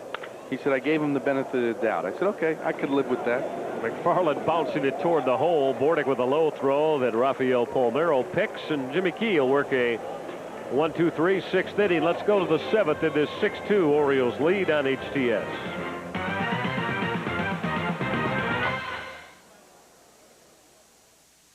It's the bottom of the 9th, folks. 2 outs, and the count is 3-2. B.J. Bradley's working on his first no-hitter of the season. Here's the windup and the pitch. It's a line drive back to Bradley. Oh, no, he's lost his glasses and can't find the ball. Unbelievable. Season hitting leader for the Oakland A's when he was playing his baseball out here in the Bay Area. It'll be Baines, Palmeiro, and Ripken. Change up. Harold Baines out in front. Harold just 2 for 11 lifetime against Mike Moeller. 370 postseason hitter. Fly ball, short center field off the bat of Harold Baines. Ryan Christensen put it away. Baines out to start the 7th. All right, let's finish off Rick's conversation with Chuck Dibdahl. That is the official score here today. So we're wondering about the Charlie Green pop fly that, wait a minute now, Green pop fly that Scott Spezio had to try to make the chance on the tough play on, and then the Charlie Green bunt for a base hit. Yeah, I mean, I could live with the bunt base hit. Even though there was 1 out, you have your number 9 hitter up. I know it's supposed to be a 5-3 official time at the plate, but the other play where Spezio's going back on, I told Charlie, the official scorer, he asked my opinion. I said 99 out of 99 times it'll be called a base hit. I said there is no question that that was a base hit 100% in my mind and in everybody that's been on that field. He said, well, you know, it did hit him in the glove. I said, did he get underneath the ball to catch it? No. Did he have to go back? Was his head bobbing up and down, reached out and it hit his glove and it fell off? Yes. I said, well, then it's a base hit. Little difference of opinion. Maybe that's why the official scored. The bunt thing I can live with. He gave him the benefit of the doubt because I think that's. No, I agree. I mean, it's a wrong call. Unforgivable. I mean, he's bunting for a base hit. There's already 1 out. He's not bunting to sacrifice somebody over. Palmeiro with a bouncy ball at Scott Spezio. 2 quick ones for Mike Moeller here in the 7th. But maybe because he figures he took away a base hit from Charlie Green involved in both. So maybe he figured, well, you know what, I took away a base hit and gave Spezio an error. Maybe I'll make it up to him by giving him a sacrifice bunt when he's bunting for a base hit with 1 out. Yeah, you just have to call the game the way it's supposed to be called. That's all. Doesn't get too technical. Base hits are base hits. Errors are errors. Cal Ripken with a line shot, base hit left field. 2-out single for Ripken. Cal hitting out of that exaggerated closed stance in that deep crouch with his first base hit of the day. It's number 9 for the Birds on the base hit side. Number 18. Always talk about outscoring your opposition, your opponent, 6th, 7th, 8th, 9th innings of ball games. You do that consistently, you win the games. Here's Rich Becker getting his first swings this afternoon. Becker took over defensively for Willie Green. Green went 0 for 3 today. So Becker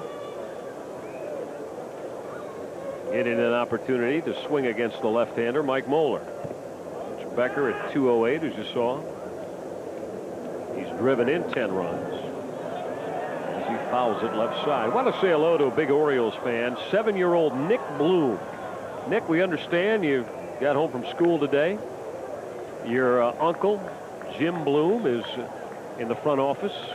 He works with the Oakland A's here. And Nick Bloom, big Orioles fan, watching in Carlisle, Pennsylvania. So your Uncle Jim is thinking about you, Nick, and tells me that you are an astute baseball young man at 7 years of age. Wants to be a GM someday, Rick. Wow. Doesn't want to play. He wants to be a general manager. There you go. I like Forget about playing. I like it at 7 years old. Yeah, go right to the front office. Well, why you laugh? Because nowadays kids take those baseball cards and they'll trade. They'll make trades with them. They'll buy some. They'll sell some. Teaches kids at a young age business. Well, I got a Mark McGwire rookie card. Give me 5 Sammy Sosas for it. If I was Nick, I would hold on to any kind of Mark McGwire memorabilia right now. Speaking of that, did you happen to hear that as soon as McGuire hit his 62nd last night, all of the various shopping networks and channels, as Becker is called out on strikes to end the inning? And we'll pick up the McGuire story in a moment. Mike Moeller has worked through a scoreless 7th. So let's stretch in this 6-2 Orioles lead over Oakland. Though that is not the nice brim I saw him wearing earlier in the day, but he's got his hat back on. Gillick was styling earlier on. He must have a couple of hats he takes with him. Very enjoyable guy, and has done a marvelous job in getting the Orioles to the postseason in his first 2 years on the job as a GM of the O's, 96 and 7. That will not be the case here in 1998. We were talking about the memorabilia and Mark McGuire. Right, yeah. What was that thought? Well, the television home shopping networks have just gone crazy with doing big business as Jimmy Key works that outside corner over the fan, young Jason McDonald. So McDonald, the strikeout victim of Jimmy Key to begin the 7th. Rick, there was in the neighborhood of $1 million to $2 million of all kinds of McGuire memorabilia, cards, just like that, ball. That type of business was done last night and all throughout the morning with McGuire items from the time he came into Major League Baseball. Everything from way back, his rookie card or maybe a bat that he used then, all the way up till now. People trying to buy it up, hoping that obviously it is going to be worth mega dollars somewhere long down the road. Yeah, I even saw cards when Mark McGuire was a member of the Olympic team, I believe it was, his USA picture. And he also had one when he played for, I believe, Anchorage up in the Alaskan League. Any kind of young pitcher of Mark McGuire, worth an awful lot of money now. Jimmy Key behind Ryan Christensen. 3-0 pitch on the outside corner. We're in the bottom of the 7th. Birds lead at 6-2, trying to cap off their 6th winning season series versus Oakland in the last 7 years. Christensen with a line shot, got out of the glove of Bordick, and the throw won't be in time. Christensen sizzled a hot line drive. It looked like Mike Bordick would be there to put it away when the baseball popped out of his glove. That ball was a rocket right at Bordick. 3-1 fastball. Christensen just continues to swing the bat well. Probably a ball that Bordick should have been able to make. And then the ill-advised throw to first base. There's our man Chuck, the official score. He's going to give Christensen a base hit on that hard line drive that Mike Bordick couldn't handle. There's Jason Giambi now as Key works the breaking ball for a called strike. Giambi had a base hit to left his last time and rode home with the second Oakland run of the game on Greaves' RBI single. So Juan Guzman went 5, and he's the pitcher of record for his 4th Oriole win and his 2nd straight here on the road trip. Jimmy Key with a fastball to even the count at 2-2 on the outside corner. Well, the bullpen very good last night. Arthur Rhodes, Alan Mills, Armando Benitez trying to do it again today. 2-2 to Giambi, fouled it off. You talked about Jimmy Key, Rick, building up arm strength last night. And Jimmy retired 11 hitters in a row that he faced starting in relief. This is his 11th relief appearance, but he went almost a full game, 9 innings in his relief stints, with only allowing 3 base hits until the other night when he got roughed up by the Mariners. And he just plunked Jason Giambi. Was trying to come in on him and hit him with a pitch. Don't usually see that from Jimmy Key. Much better control. Trying to go inside, doesn't want to miss inside, but buries one in the ribs of Giambi. Unable to get out of the way of that pitch. 1st and 2nd. Only one out here in the 7th for the A's. Well, we have have a second. Let's take a look at our SK baseball board. You don't have many days like this. Just one other game going on in the daytime in Major League Baseball, and it's a final. No, Sammy Sosa did not leave the yard at Wrigley Field. Mark Grace did. 3-run home run in the opening inning. Chicago beat the Pittsburgh Pirates, the final at 4-2. The Cubbies trying to hold on to their lead over New York at San Francisco in the wild card race in the NL. And now Chicago, the Cubs with a half-game lead. The Mets will be in action tonight in Philadelphia. San Francisco later tonight in San Diego. Pretty good race for the wild card in the NL. Really the only race left. Here's Matt Stairs at the plate. Powerful left-handed swinging DH. 0 for 3 in the afternoon. His key is even the count at 1-1 on Stairs. Been able to hold this guy down the first 2 games of this series. Has not gotten a base hit. Oh, excuse me, 1 base hit yesterday. First time up. I mentioned sitting on 99 RBIs, a new career high. 1 away from the century mark. Christensen and Giambi aboard. Well, the A's trying to draw a little bit closer here against the O's bullpen. Jimmy Key, breaking ball on the ground. Palmeiro will backhand. Took a look at second. And now will flip to Jimmy Key, covering the bag to retire Matt Stairs. Nice play by Palmeiro.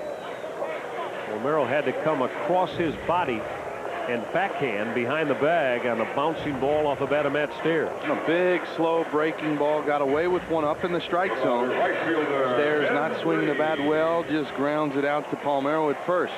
Look at the move. Okay, I'll get it out. The motion of Jimmy Key. Deception in that delivery. And now Key's going to go after Ben Grieve. Grieve had the RBI base hit his last time. He's 1 for 2 officially on the day. Also drawn a walk. Christensen now and also Giambi. Couple in scoring position as Key goes to the breaking ball to even the count at 1-1.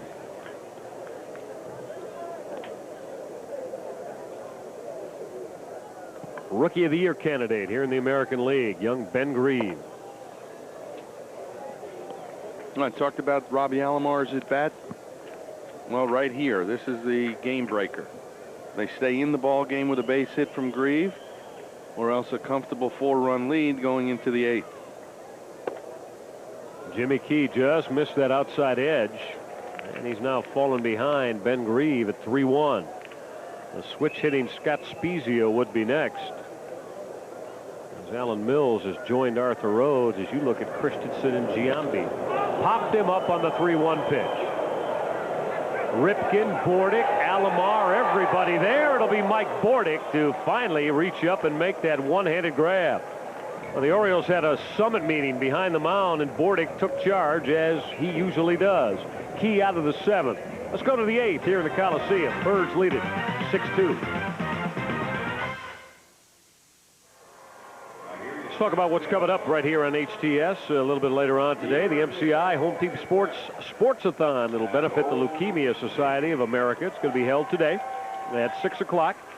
Immediately following the O's game. Now, some of the items from the live memorabilia auction include a couple of tickets to the 1999 Super Bowl in Miami, and a game base signed by Rafael Palmeiro, a baseball signed by Robbie Alomar and Sammy Sosa, tickets to an NFL doubleheader. You get the idea. You want to tune in. MCI HTS Sportsathon. It benefits the Leukemia Society. It'll happen as soon as we get off the air, as the O's wrap it up here in Oakland. I wonder if TD, Tom Davis, is going to be involved in that. Could be. Coming up at 6 o'clock tonight. We'll see Tom and all the gang back home when we get to the ballpark. Always good to get back to the yard on Friday night with the Anaheim Angels coming in. An important series for Anaheim, and then Texas to follow, important for them. Boston to follow, very important for them. You kind of get the idea. And then the New York Yankees. Yankees are fine-tuning things now, Rick. You know, David Cone, spectacular last night. 1 run and 11 strikeouts, and now dueling Pedro Martinez. Speaking of strikeouts, Mike Moeller just set B.J. Surhoff down looking. Pretty good pitch on the inside corner. Look at this pitch. Just paints it. It sails back over the middle. Freezes B.J. Thought it was going to run inside. It cut the other way. winds up taking the third strike. Well, Mike Bordick now. Line to left. Jason McDonald coming on. He's there to make the grab. Bordick out. And a soft line drive to Jason McDonald. Well, for a guy who has only pitched, this being his third time since August 16th, he has had pretty good control, worked ahead of the hitters, and finished them off nicely as Mike Moeller. There's Charlie Green in his second Major League start. Green, the guy that's given the official score a lot of problems today, much to the chagrin of my partner, Rick Cerrone. Charlie's probably taking this inning off. He doesn't want to see anything happen. Not talking about Charlie Green, but the official scorer, Charlie. Yeah, we usually don't state our cases over the air, but thought it was necessary today. Ground ball and Miguel Tejada. Throw out Charlie Green. A quick inning. Worked for Mike Moeller. Birds go very quietly. Let's go to the bottom of the 8th in a 4-run Oriole lead, 6-2 over Oakland. Welcome to Select Auto Imports, voted by our customers as the best place to purchase a pre-owned luxury motor car. Just ask them. I've already purchased 3 cars from Select Auto Imports. I'm about to buy the 4th one. I'm a very satisfied customer. Gets in just about every time the Orioles take the diamond. Well, you see the 70 innings pitched for Alan Mills. That's an awful lot for a guy that works about an inning, it seems like, almost every day. 51 strikeouts. Mentioned the league hitting just around 200 against Alan Mills. Is in last night's game. Pitched the 8th inning of last night's ball game. There's Scott Spezio to lead it off. Spezio to be followed by the youngster Eric Chavez and then Miguel Tejada. I want to remind you quickly one more time that as soon as we get done with business here in Oakland, we'll bring you the MCI HTS Sportsathon. It benefits the Leukemia Society of America, and it all happens right here on HTS as soon as we get done with Oriole baseball today. A lot of terrific items you can bid on, and all the proceeds benefit the Leukemia Society of America. MCI HTS Sportsathon coming up momentarily. It's 1-2 now on Scott Spezio. Alan Mills, an avid chess player, on the plane trips in the clubhouse. He'll be playing chess against Rich Becker. Spezio trying to check his swing. Bouncing to Rafael Palmeiro with Mills covering. Now, Spezio never got the bat extended, didn't take the full hack. Kind of stopped the swing, rolled the baseball right at Palmeiro. Worst thing for a hitter, too, because you feel like you cheated yourself out of an at-bat. Unable to swing the bat, you want to just check it and get out of the way of it. Half swing, and it goes fair. It's amazing. They always go fair. They never roll foul, those check swings. There's young Eric Chavez, first big league start as Mills missed with a breaking ball. Chavez, he talked about his glittering minor league numbers. Player of the year in minor league baseball. He's 20 years old, and an infield base hit his first turn against the starter Juan Guzman. Yeah, picked by the publication, the Baseball America. There are other organizations that will be picking minor league players of the year, but Baseball America naming him as the minor league player of the year. 2-0 for Mills. 3-0 to Eric Chavez. Yeah, most of the minor league seasons are complete. A lot of leagues involved in their playoffs now, but minor league baseball in AA and AAA usually ends right around Labor Day, the regular season. And the Blue Rocks are still playing. They're in the championship of the Carolina League. 1-1 against the Winston-Salem team. Lost a heartbreaker last night, 1-0. And now the next 3 ball games, best of 5 series in Wilmington. Chavez swinging through a Mills fastball. Now the count runs full on the young left-handed hitting Eric Chavez. Stands deep in the box. Just to dive in. Payoff pitch. he can generate some bat speed. No question about it. Do not have to be a Mark McGwire-sized player to hit home runs. Strength does help, but more importantly is the bat speed. When you get that bat set, getting it to the baseball as quick as possible. And the swing doesn't stop there at contact. Mark McGwire now, if you see his videos, the extension, getting through the baseball after making contact. And most hitters like to release that top hand to get even greater extension. Again, a 3-2. This was lifted outside the line and in a twist out of play. Ripken will give it a chase. Baseball landed in the first row.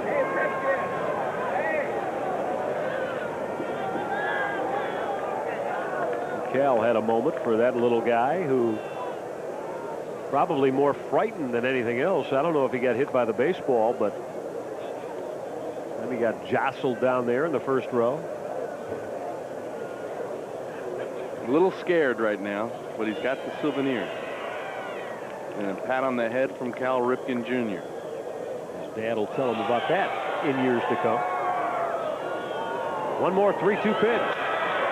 It's sharply on the ground, and Mike Bordick throws Chavez out. That's 2 for Alan Mills here in the 8th. HTS coverage of Orioles baseball brought to you by Circuit City. Answers in every department and low prices all over the store.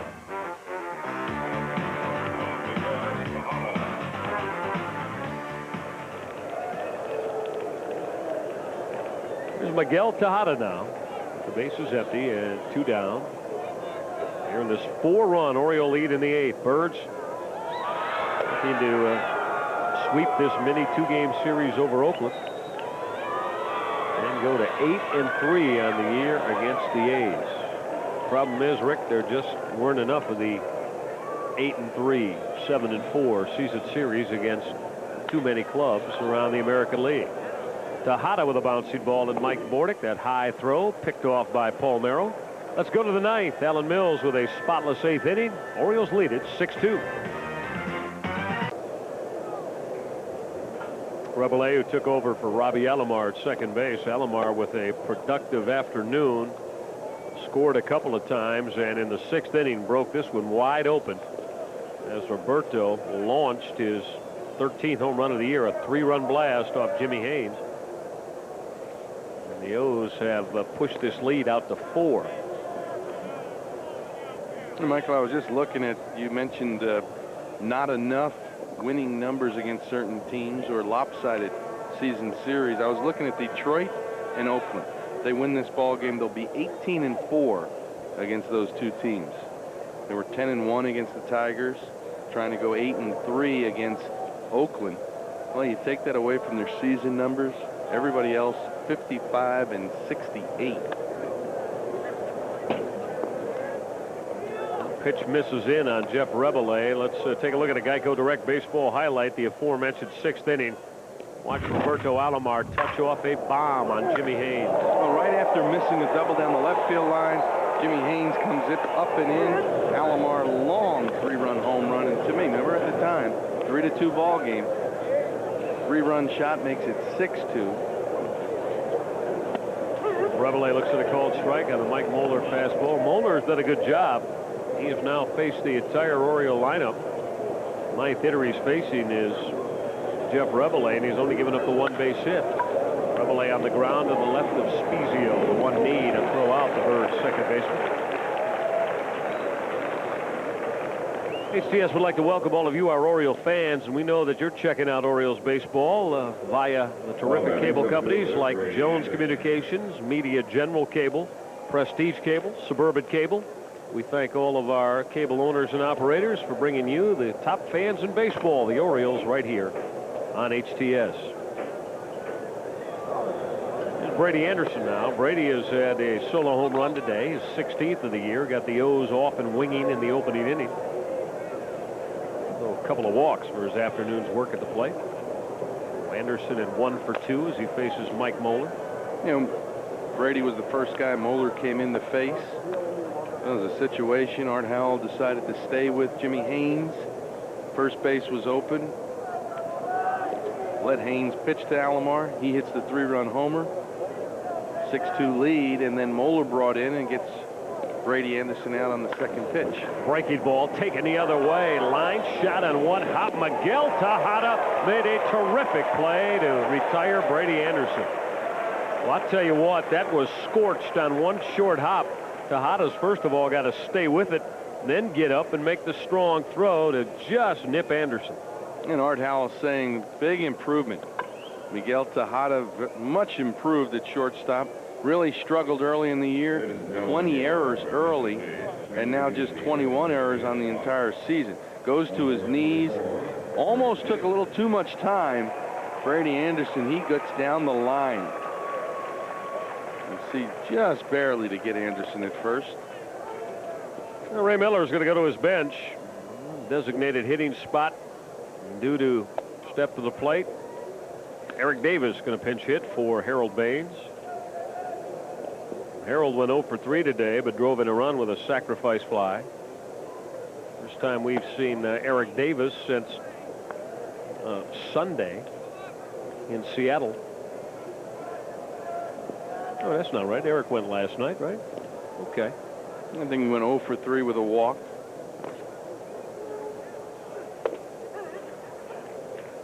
You know, Rick, I should look at my own scorecard instead of sometimes relying. My scorecard? Oh, not yours. Oh, okay. No.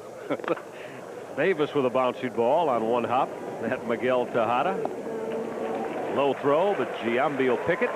And that'll do it. So let's go to the bottom of the ninth. Moeller did a very nice job holding the Orioles at bay through 3 full innings. Birds lead it by 4.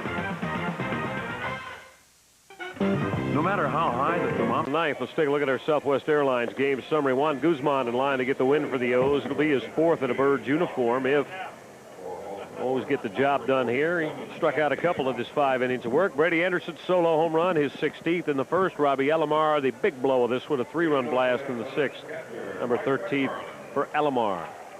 6-2 Orioles as we go to the bottom of the ninth.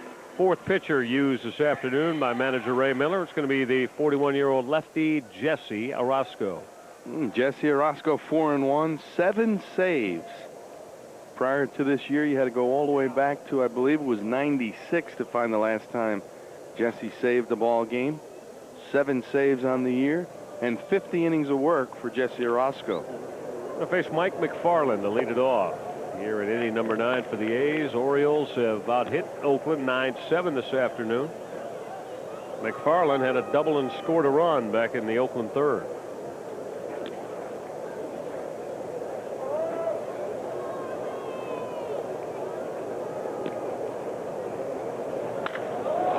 Fly ball, deep left center field. Going to be room for Brady Anderson with the glasses down on the track to haul it in. McFarland out on the fly ball to Anderson to start the ninth. Let's take a look at our Samuel Adams What's on Tap. I'm going to get back at the yard on Friday. The Anaheim Angels come in. They'll be throwing their outstanding left-hander, Chuck Finley. We'll start it at 7 o'clock on Friday night. It will be on the Orioles television network. So make sure you're with us. Sam Adams What's on Tap. Baseball at the yard. O's and the Anaheim Angels started a big 3-game weekend series. Jim Palmer will be back at Camden Yards. So you're going to take off for a little while, huh? Take off, get back to New Jersey, get that new condo straightened out. Oh, I see. Okay. 10 days off, huh? I guess, is it that much? Yeah, I guess that it is. much. I'll be listening to you guys. Jason McDonald will foul this out of play right side. Get that satellite hooked up. I'll tell you what, this year there have been times I can't keep track of you and Palmer. Palmer had 24 days off at one stretch that you worked. You've had a couple of 10 days to 2-week periods off. That's you big buck guys. You call your own shots. I know what it is. No. I know what it is. No, yeah. see, we can be replaced. You can't be. Oh, that's what it is, huh? Yeah. We are all replaceable. Take care of my partner. My partner. I know you've been a little bit under the weather. You'll have the off day tomorrow. Not nothing serious, just a sore throat. Last few days on the trip here. Change of weather, probably. I like this weather out here. Oh, this is nice. It really is nice. I guess the weather back in Baltimore will be nice when we get back there tonight. I understand the temperature's been in the 70s. Good golf weather. And back in Charm City, waiting for the Orioles to come back in. Orozco will miss down and away to Jason McDonald. Well, the A's have a base runner. One down here in inning number 9.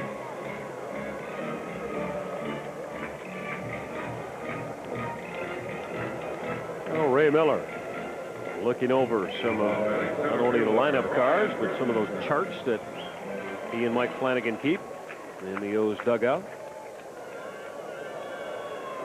There's Ryan Christensen now. Christensen's had a couple of base knocks today. He doubled and drove in a run in the 3rd and had a line drive base hit that Mike Bordick wasn't able to handle in the 7th.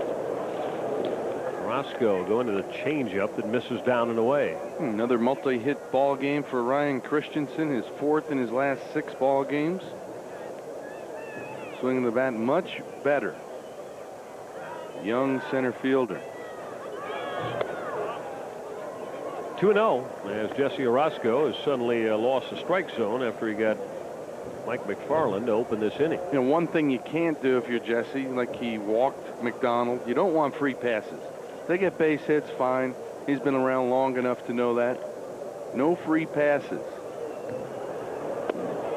Christensen taking all the way. Orozco in the strike zone. I think Jesse even developing a new pitch this year, that changeup he's been featuring an awful lot. Never realized he kept the ball behind his back like he does. And he changes the grip back there. You can see it if we watch it. That was the fastball grip. He stayed with it, never readjusted the baseball behind his back, and he threw the fastball. When he changes the ball, he throws the curveball. So there's the fastball grip. 3-1 to Christensen. Backed them off under the chin. And back-to-back walks issued to Jason McDonald and Ryan Christensen here in the Oakland half of the 9th. It looks like Mike Flanagan's going to make that long walk. I talked about it last night. A lot of foul ground as Armando Benitez is up and ready. But you have 3 lefties in a row in the A's lineup. Giambi, Stairs, and Grieve. One thing Ray Miller, Mike Flanagan didn't expect Jesse to walk 2 batters here in the 9th with a 4-run lead. Some control difficulties for Orozco after he got McFarland. Well, Giambi and Stairs. And if either one of them gets aboard, Ben Grieve. Well, the muscle First baseman in the middle of the Oakland lineup, it's all left-handed. The next 3 hitters schedule. And you would assume that Ray Miller would like to stay right there with his left-hander Orozco. And that's assuming, though, Jesse could suddenly refocus on the strike zone. Yeah, you don't want to get to the tying run in this inning if you're the Birds. You want to be able to get the next 2 hitters out, do not have that tying run come to the plate. Breaking ball is fouled off by Giambi. Went to the breaking ball. First pitch swing was Giambi. Jesse's bread and butter over the years has always been the breaking ball. It's pretty much that same grip, fastball grip. See if he moves that baseball around. That time he did not.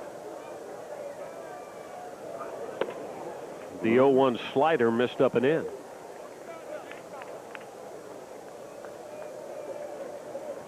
Jason Giambi.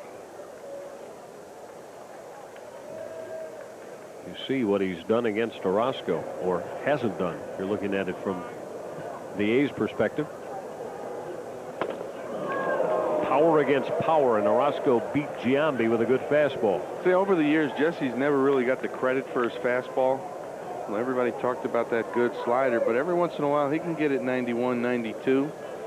And when you're looking breaking ball off Jesse, you can't catch up to that fastball.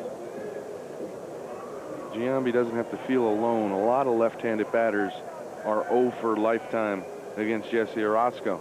The 1-2. Fastball missed the outside corner. 2-2 on Giambi. Done a real nice job swinging the bat with runners at scoring position this year. Jason Giambi over the 300 mark. As you look at Jason McDonald and Ryan Christensen. A couple aboard here with 1 out in the 9th. Giambi checked his swing. That late breaking slider from Orozco slid away. He's run the count full.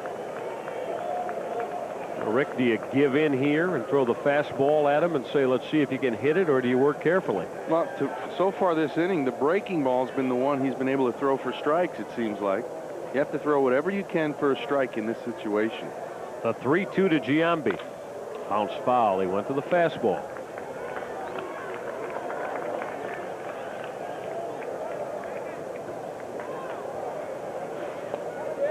Giambi 275 against left-hand batters this year with 7 home runs. When he first came up, a platoon player, but now playing every day at first base. One more time, Orozco with the 3-2 pitch. Got him. Giambi chased, and he knew it. Off the outside corner. He asked Al Clark about it as he leaves the home plate area.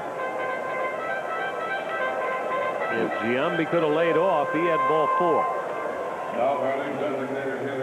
Well, that ball just sailed. Fastball that just sailed away from Giambi. Able to get the swinging strike of Giambi as Al Clark makes the call. Orozco, after the back-to-back walks to McDonald and Christensen, recovers to fan Giambi. Now he's going to face Matt Stairs. Breaking ball for a called strike. Stairs without a base hit today. He's 0 for 4. He's only going to keep this compact left-handed hitter down so long. That's why you're lucky it's only a 2-game series. Get in and out of town in a hurry before Stairs and Grieve get hot again. It's all about timing. Catch teams when they're not swinging the bats well. You have a better chance to win. Other times they see the ball as big as a balloon and they're smoking it. Orozco trying to put this one away, missing with the slider. He's falling behind Stairs at 2-1.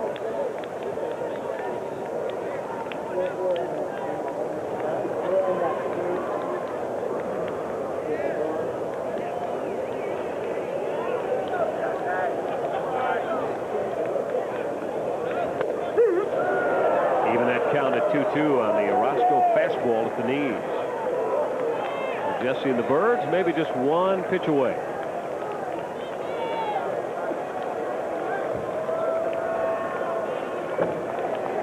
Short leads of McDonald and Christensen. Orozco works 2-2 to Matt Stairs. Got him. And you can book this one to the Orioles. The Birds dominate the Oakland Athletics, take the season series 8 games to 3. Birds come into the Coliseum in Oakland and finish off what is now a 4-2 trip out west. Orozco got it done in the 9th inning. And the Birds come up with the 6-2 win over the Oakland A's. Robbie Alomar's 3-run home run in the 7th. The big difference in this one. Don't go away. We'll come on back to the Coliseum and tell you about the Orioles mini sweep over Oakland following the 6-2 win. It's the Greater Washington Urban League Southwest Airlines Football Classic. The Bison of Howard University and the Pirates of Hampton University clash. Seeing you on that final week of the regular season in Toronto and Boston. Oh, yeah. Yeah, you'll be there. Oh, I'll be there. All right. We'll mark it down that Cerrone will be around when we say goodbye to this 1998 baseball season. But there's still 17 left to go, and it all starts on Friday night when the Orioles and the Anaheim Angels get after it from Oriole Park. And we're going to return to the Orioles television network. 7 o'clock now, that start time. It begins a 3-game series with the Angels. All of you in Baltimore can dial it up on WJZ TV 13, and down in the District of Columbia, we'll make sure you tune in to WBDC TV 50. That's the closer for this second of the brief 2-game series here in Oakland. Robbie Alomar swinging the big bat. Jesse Orozco closed it down in inning number 9. Now for our producer-director, Bill Bell, all of our outstanding crew, for Charlene and